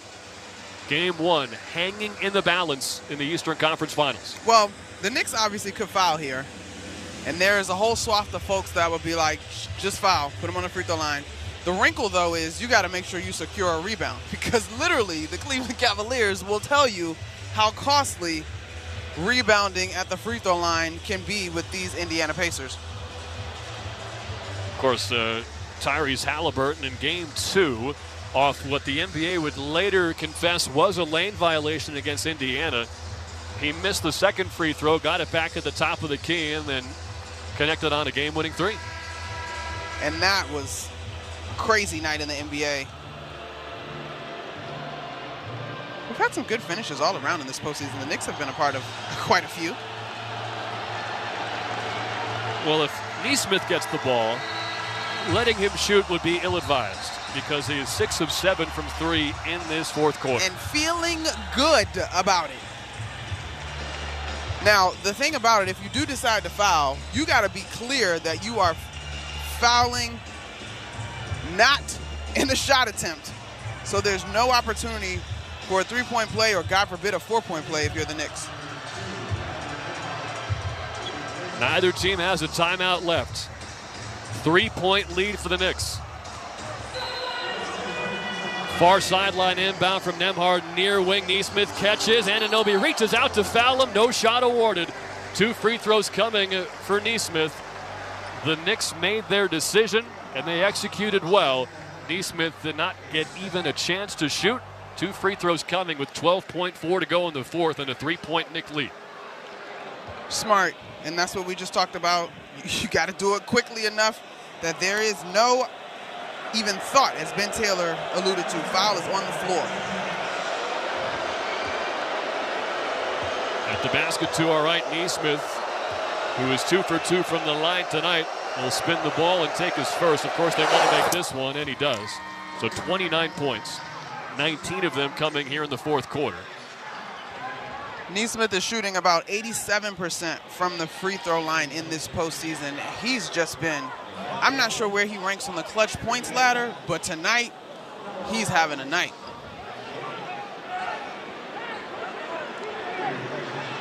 A couple of substitutions. Nesmith at the line with Nembhard, Halliburton, Siakam, and Toppin around him. Robinson and Towns check in. They're the 2 closest bigs to the basket. Nesmith will make both. There's enough time where he didn't have to miss it. 12.4 to go. Brunson trying to break free. Double teamed in the right corner. Spiked it toward midcourt. Anunoby has it with 8. And he's wrapped up by Siakam with 7.3. Brunson was dead to right to the near side corner, backcourt right. He tried to throw it off of a Pacer out of bounds. He completely missed. Luckily for him, it bounced all the way to Anunoby at midcourt. And the Knicks are 0 for 2 in comfortable inbounds in crunch time. Where Jalen Brunson fell into the crowd happens to be the edge of the baseline where Clyde is sitting. How could you tell that's Clyde? Oh, in a beautiful, what looks to be velvet lace concept jacket. Black maybe overlay over a pink blazer. He looks like red velvet cake. There you go. Delicious. Now, all that aside, what in the world type of press break was that?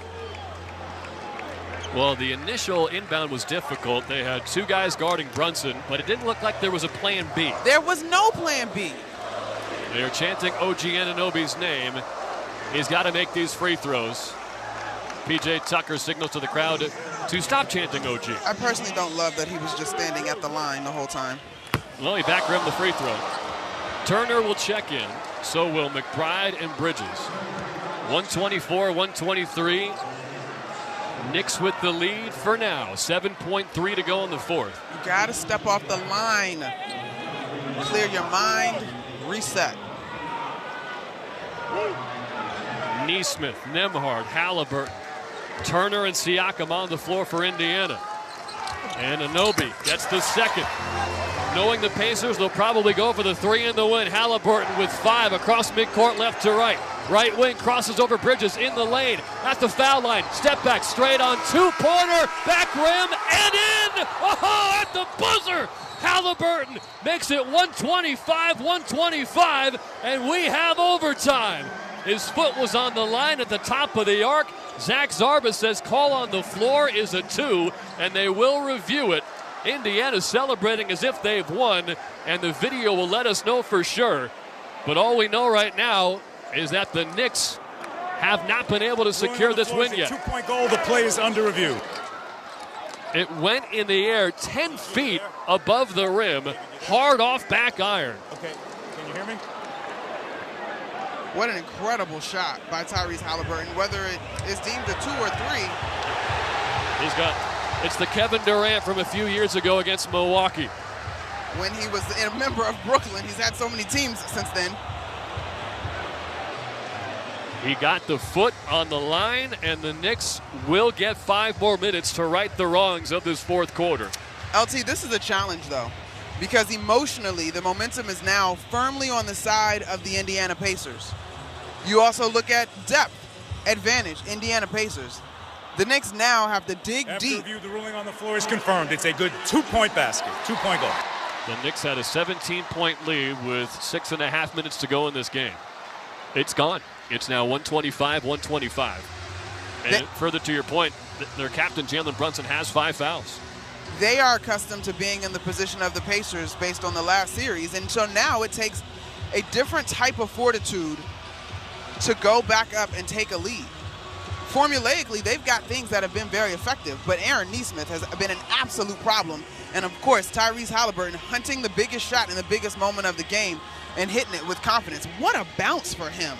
They wiped out a 14-point lead in just under 3 minutes. OG Anunoby also has 5 fouls. You've got 4 apiece on Hart and Towns. Nembhard has 5 fouls for Indiana, and Nesmith has 4 after scoring 20 points in the fourth quarter. But you know what? The Knicks will go back and look, and it seems like a small thing, but if you have both of those free throws, it's a 4-point game. Or excuse me. From Karl Anthony Towns, he could have made it a 4-point game. Karl Anthony Towns could have made it a 4-point game. OG Anunoby could have made it a 3-point game. Could have made it a 3-point game. And I'm sure for a moment when that shot dropped in, the Knicks thought it was a 3 because Halliburton was barely over the line, but Zach Zarba, one of the best officials in the league, he saw it live, and he had it right. So, 125-125, the Pacers trying to steal game 1. And they've certainly earned this opportunity and an overtime chance to beat the Knicks. Yes, the missed free throws probably cost the Knicks a regulation win. Other than that, not a whole lot you could have done differently other than tackling Aaron Nesmith every time he touched the ball. Well, it will not show up in the box score, but you and I haven't been very present for that fourth quarter. There was a stretch, say around between the 8 and 6 minute mark. I might extend that down to 8 and 5 minute mark, where I thought the Knicks were taking shots. You know what? Matter of fact, when Jalen Brunson came back in the game, because he and Tyrese Halliburton had a little back-to-back going for a little bit. So it's probably more like the 6 to 4 minute mark, where I thought the Knicks were settling for quick shots, and they did not need to do that. 5 on the floor for Tom Thibodeau to begin overtime. No surprise, it's Brunson, Bridges, Hart, Anunoby, and Towns starting 5. Same story for Rick Carlisle. Halliburton, Nembhard, Nesmith, Siakam, and Turner. A lot of people think this is going to be a long series. Well, game 1, it's been a long game. 5 more minutes on the clock. Knicks win the opening tip. They go from right to left and white. Brunson dribbling near sideline. High screen from Towns, pick and pop. Bridges on the right side. Gets to the top of the arc against Nembhard. Knicks hesitating a bit. Bridges lost his balance. Kicked over to Hart. Near baseline drive. Spin. Shoots right-handed. Very short. Missed the rim. But it comes right to Siakam. Momentum overwhelmingly in Indiana's favor. Knicks got to dig deep here, and they need to make a statement on the defensive side of the basketball. Halliburton and Turner pick and pop. Turner, top of the key, pump fake at the foul line, now left alone, and he missed a mid-range jumper. Towns the rebound. Well, Turner started the game 5 for 5. He is 1 of 6 since.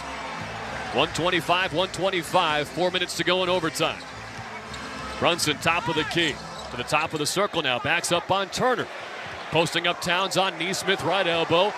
Dribbling with the left hand with his back to him. Double team comes, steps out of it. Pass all the way across to the near corner. Hart for 3. Short. Rebound swatted out of bounds by Turner. And the Knicks will get 14 back on the shot clock.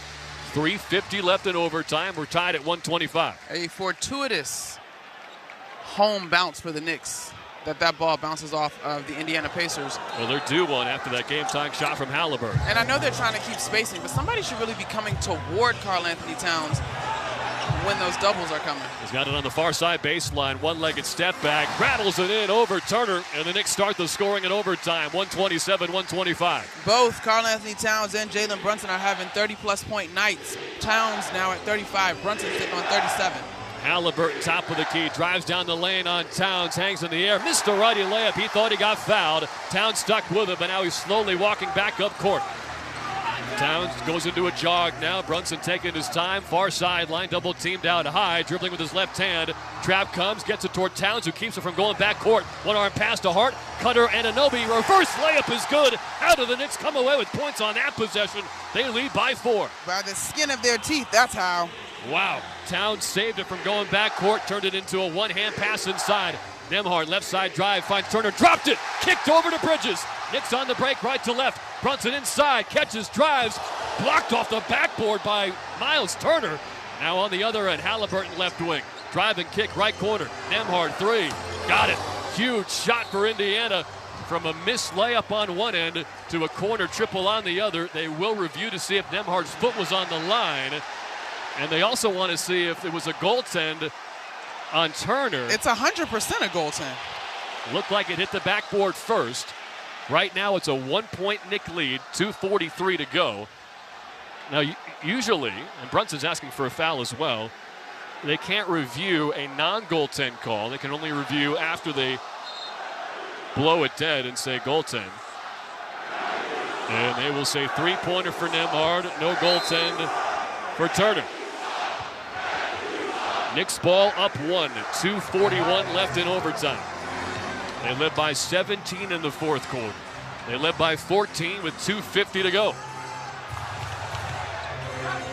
Brunson near side angle, dribbles to the top of the arc, spins away from Neesmith, but it's met by Turner, went down, lost the ball, poked it free to Hart. He and Siakam dive on the floor for it, and they'll call a held ball. Hart and Siakam will jump it up after we pause 10 seconds to allow stations to identify themselves on ESPN New York and the MSG Radio Network. For the best basketball talk every afternoon, don't miss NBA Today with Justin Termini and Eddie Johnson from 4 to 7 Eastern on NBA Radio Channel 86 and the Sirius XM app. With Monica McNutt, I'm Siler Murray. Fans are getting antsy here at MSG. They thought Brunson should have had 2 points because of a goaltend, block off the backboard. Instead, Knicks lost the ball. Nembhard hit a right corner 3. It's a 1-point game, and now a jump ball with the size advantage for Siakam over Hart. And even if Hart wins it, just 5 to shoot for the Knicks with 2:24 left. For whatever it's worth to those fans, they will be correct in the 2-minute report that was a missed goaltend call. Siakam wins the tip. Pacers ball down 1. Nembhard rip through move on Brunson in the lane. Banks home the go-ahead layup with 2:10 to go. Brunson playing with 5 fouls. It's 130-129 Pacers, their first lead of overtime. Brunson lost the handle up top. Toppin gets a hand in there, took it away. 2-on-2 the other way. Neesmith down the lane on Towns. Missed the left-hand layup. Towns outlet to Brunson. Behind the back dribble to get away from them hard across midcourt. 1:49 to go. Brunson's handle has been shaky here in overtime. Brunson right wing, shrugging off Neesmith. In the lane, right block draws a foul. And he couldn't bank it in off the back rim. But 2 free throws to come. 1:44 left in overtime. The Pacers have their first lead since it was 45-44. They only tied it at the end of regulation. And Brunson can tie or put the Knicks right back in front with 1:44 to go in overtime. Well, LT, there's a couple of things thematically that are happening right now. The depth and the rest that the Pacers have. Aaron Neesmith has been hounding Jalen Brunson all night. And to your point, the last couple of possessions, his handle has looked shaky. He looks a little bit fatigued.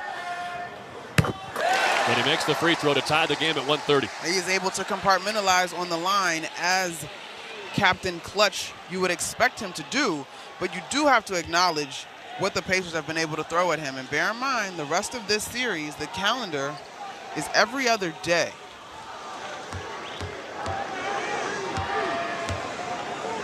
So not much rest for the weary. Brunson gets both free throws. Just like he did in Game 2 against Boston. The game tying and the go-ahead foul shots in the clutch. But there's defense to be played. 99 seconds left in overtime. Pacers ball down one. Step back, left elbow jumper, Nembhard, front rim, no. Rebound, Siakam tipped out of bounds off of Hart. With 1:32 left, Pacers will keep the ball, 14 on the shot clock.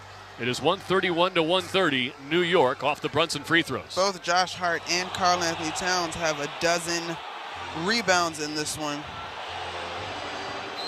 Looked like a simultaneous touch on the out of bounds. Halliburton, high side wing, picked up by Bridges.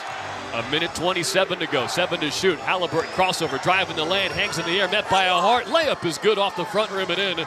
1 point lead for Indiana, a minute 20 to go. Brunson's got 39, Towns has 35. They may need a couple more to win this one. Brunson dribbling at the Knick logo at center court. Right side screen from Hart, pick and slip. Brunson got hit, went down. And that is free throws coming for Brunson. Second foul in the last 2 minutes against Indiana. So another chance to tie and or take the lead for Brunson with 69 seconds to go. The Knicks, the Pacers are sending two, right?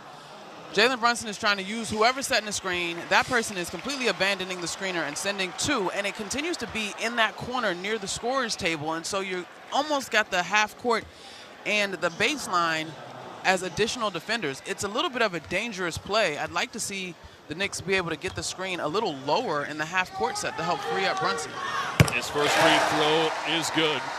And it's his third 40-point game in the playoffs against the Pacers in the last 2 years. He did it in Game 1 last season and Game 5 as well. Towns will check out in favor of Mitchell Robinson as the Knicks will try to get a stop on the other end. 40 points for Brunson, 1 of 5 from 3. 14 of 18 from 2. And now 12 of 14 from the free throw line. He gets both again, and the Knicks are up by 1 again. 65 seconds in overtime. Nembhard out high. Rejects the screen from Halliburton. Drives the paint. Kick out Siakam. Right corner. Extra pass. Halliburton alone up top. Pump fake. Reload. Takes the three. Couldn't get it. Tip slam by Obi Toppin. Toppin on the follow. 1 point Pacer lead. 49 seconds left in overtime. And that happens because Jalen Brunson has to run out. But the pump fake by Halliburton also draws Mitchell Robinson out, so he's not in a position to rebound. Brunson one-on-one with Nesmith, high side wing, directing traffic, drives the lane, rip through move, in the paint, floater is good from the middle of the lane. Brunson has done it again. His third go-ahead shot at the foul line or otherwise in the last 2 minutes. This defense has got to stay connected by the Knicks. Half a minute left, Knicks by 1. Halliburton left wing, crossover on Brunson, pass inside to Nembhard all alone. He hits a layup and another go-ahead basket for Indiana. 136-135, timeout Tom Thibodeau with 27 seconds to go in overtime. We said this game was going to come down to which defense was going to show up most. And that question is still sort of unanswered. It may come down to the final possession in this ball game. Wow. We knew we were in for a battle. Game 1 is setting that up. Brunson's got the last 6 Knick points, 4 free throws and a floater. The Pacers, who have taken 3 separate leads now in overtime after not having led since it was 45-44, have a 136-135 advantage. There have been 14 lead changes in this game, most of them coming in the last few minutes here in overtime. And if you're a Pacer fan, you're obviously pleased. He came back from 17 down in the fourth quarter, but Monica's mentioned it a lot. The depth advantage that Indiana has is going to be a silver lining even if they lose this game. So obviously that means it's imperative for the Knicks to find a way to win it. They've got 43 from Brunson, 35 from Towns, 16 apiece from Bridges and Anunoby. The pace too, right? Especially late in terms of how well they move the basketball. That last play by the layup by Andrew Nembhard is an example of their pace in the half court. It's not just up and down, and it's not even just how the ball is moving, but the way they go and set screens and cut. It's been a tough cover for the Knicks tonight. The Pacers are 50 of 99 from the field, just over 50%. Brunson to inbound, 26 seconds to go, finds Towns near midcourt. Shrugs off a push from Anunoby. Towns dribbles and hands off to Bridges. 19 to shoot, 20 to play. Brunson near side wing, tipped off of Nembhard out of bounds near sideline, but they're going to check to see if it hit Brunson last. Pacers huddling up along the far sideline. They're not going to hand Brunson the ball because the refs want to give Indiana time to challenge, and they are going to take the timeout, which would suggest that the ball was off of Brunson. If it is, it would give Indiana the ball with a 1-point lead, 19 seconds left in overtime. This is interesting. I think this is something that the Rules Committee is going to have to look at this offseason, because the ref was trying to hand the ball to Jalen Brunson on the inbounds. And Tyrese, New York basketball, Indiana's challenging the ruling. Tyrese Halliburton went and got in the way in order to slow the inbound so that the Pacers would have time to check. And to me, that should not be legal. Tough to see from the angle we just saw, but the Pacers were excited to appeal this call, and you have to believe that it might have hit the right fingertip of Brunson. He was certainly eager to inbound the ball, as you mentioned. 19 seconds left. Pacers by 1, and if they get the ball back, of course, the Knicks will have to foul immediately. I think the best chance for the Knicks is that it was a simultaneous touch by both Nembhard and Brunson, and that there was inconclusive evidence. We haven't seen an angle that would give us a definitive look yet. That would be a big play for Nembhard, who has been neutralized by foul trouble in this game. He and Nesmith both have 5. But this will be, if the Pacers win it, the Aaron Nesmith game. 8 of 9 from downtown, a playoff career-high 30 points. He had 20 in the fourth quarter alone when the game looked over. That young After man. review, the ball was deemed to last touch Brunson's fingertips. Therefore, this is a successful challenge. Indiana basketball with 20 on the game clock. So they add a 1/10 of a second onto the game clock. And the Knicks are on the ropes. They were never home free, obviously, because the game is still going, but there was cause for celebration, up by 14 with 2:45 to go in the fourth quarter. Now there's cause for panic. They need some missed free throws or some three-pointers, preferably the combination. 136-135 Pacer ball, up by 1. They'll set up the inbound play for the near sideline in the front court right. Inbound comes to Anunoby. Now back to Nembhard. Pick and slip, top into the rim, and he jams it home. Pacers wanted an and 1, and I think they're going to get it. No, they're not. Timeout. Tom Thibodeau stops play. 3-point lead for the Pacers. 15 seconds left. And a timeout for New York. Down 3. There should have been a foul there on Bridges on the right arm of Toppin.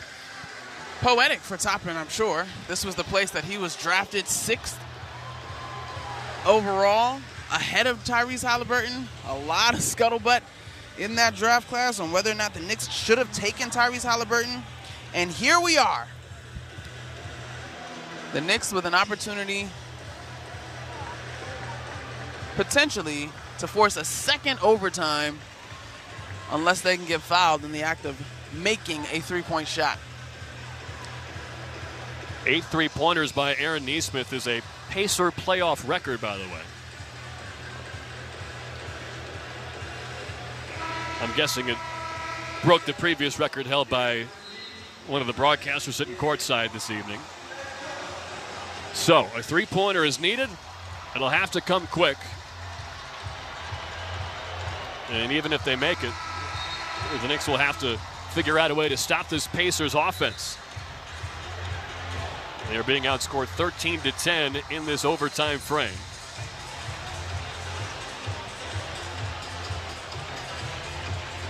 Jalen Brunson's back on the floor, which you certainly expect. That would be the shocker of the century if Tom Thibodeau went elsewhere. Right, and Rick Carlisle, though, going with his all-defensive unit. Tyrese Halliburton is not on the floor. Starting 5 for New York. Bridges at the front court left near sideline will inbound with Neesmith in his face. Down 3, 15 seconds left. Bridges waiting to inbound. Brunson springs free at the center court logo. Left wing defended by Nembhard. Crossover, step back. Left wing 3 for the tie. Air ball. Rebound Hart. Back up top for Towns. Straight on 3. Short. Rebound batted around. Bridges dives on the deck for it. Fumbled it. Got it back with 1. Ball out of bounds left baseline. It'll go to Indiana, and they're going to steal game 1. From down 17 in the fourth quarter, the Pacers force overtime on a last-second back rim prayer from Tyrese Halliburton. And an absolute gut-wrenching loss for the Knicks. 138-135 pending the inbound with just 0.2 seconds to go. And Rick Carlisle will make sure of it with a timeout. The way that those shots were short for the New York Knicks indicates exactly what we thought might come up in this one. The depth burns you. That's so much energy exerted by Jalen Brunson over the course of this one. I actually thought Karl-Anthony Towns had a good chance at it, but he didn't connect with anything either. This series is going to take a lot out of the Knicks. Pacers, they've got depth, and they've got a tremendous style of play. Game 2 is Friday, and that becomes a can't-lose game for New York. Of course, they would need to steal this inbound and deflect it in from beyond the arc to force a second overtime. And this is the part where you say stranger things have happened, but I don't believe that they have. Well, I didn't say that, so enjoy the conversation with one. That's usually when I'm off the air anyway, is how things go. 138-135, Pacers lead the Knicks. Now, we've seen this New York team overcome all kinds of adversity. Big deficits, crushing losses. They always seem to come back stronger. But this would be, and I'm racking my brain quickly, this would be the worst loss of the year. Not just the stakes, but having that 14-point lead with under 3 minutes to go. I do not believe they have surrendered a lead of that size that late in the game all season. Yeah, I would agree with you, and I think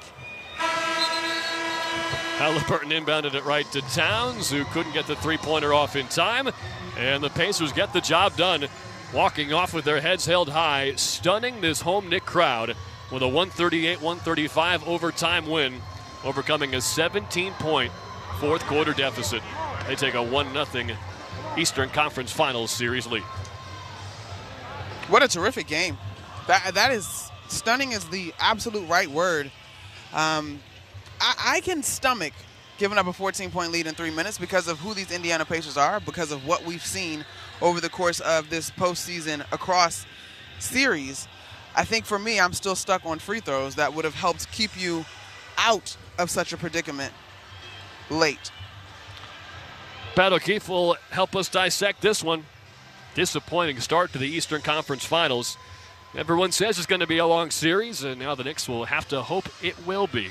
Falling behind 1-0 and surrendering home court advantage to the Indiana Pacers, who get a 138-135 overtime win in Game 1. You're listening to New York Knicks basketball on ESPN New York and the MSG Radio Network.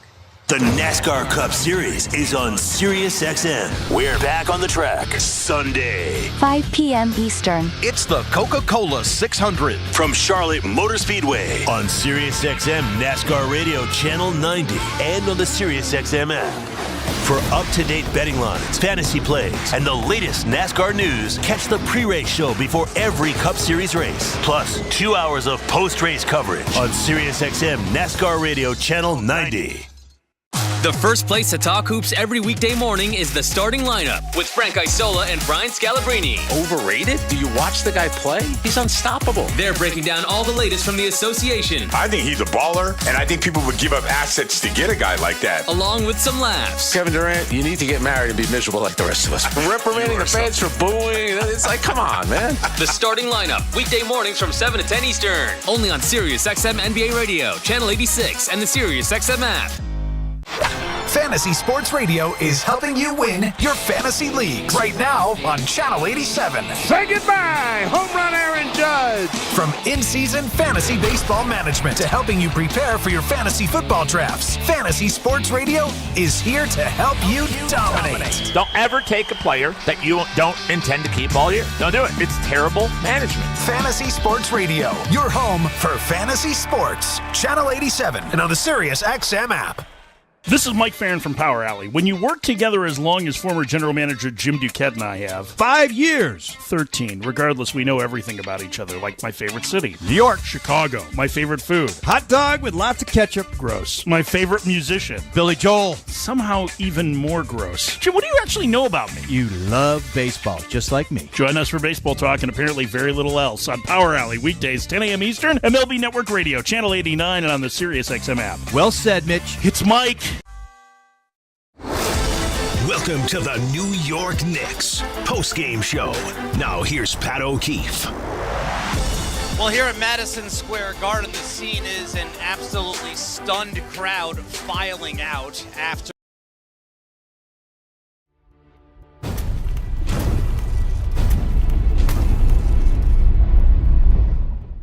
Hey, sports fans. Thank you so much for hanging out with us here on Toronto Sports Insider during the playoff pulse. Our mission is simple, bringing sports fans together to hang out, cheer, and change the world one insider at a time, while supporting SickKids Hospital in Toronto every single game. Cheers, insiders and sports fans from around the world. The Playoff Pulse campaign on Toronto Sports Insider is uniting fans worldwide through the thrill of NHL and NBA playoffs. Every game, every fan, every moment counts. The link is pinned in the chat and in the description. Check out our campaign page. Donate if you can, or share it with friends. Holy Mackinac! Every click helps SickKids heal the future. Just by being here, you have already made an impact. Now, chat it up, keep it classy, and let's keep changing the world one insider at a time. And Karl Anthony Towns is shooting 92% from the free throw line. And so those are moments where those guys have to be big, especially here at home, to start the series. And then for me, Pat, I go back to a stretch, I'm going to call it between the 6 and 4 minute mark, probably 6 and 3.5 maybe, where I felt like the Knicks were playing anything you can do, I can do better. And they didn't need to because they had the lead. They didn't need to settle for early shots. They could have gone from good to great as far as their shot selection and continue to eat up more time. You mentioned the free throws, not only missing those crucial free throws late, but the Knicks missed 12 overall, 70% on the night. For those who don't follow the Pacers all that closely, you know, you've seen them, we've seen them do this in the playoffs. So we're not overly surprised that they had this type of a comeback. But what should fans learn? What can you learn from what the Pacers did here tonight that pertains to the rest of the series? I'll put it this way.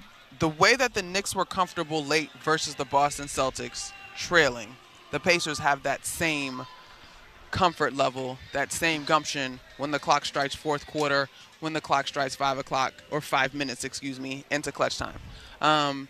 They are a team that you have to put away, and you cannot give them any life because they find a way to capitalize on it.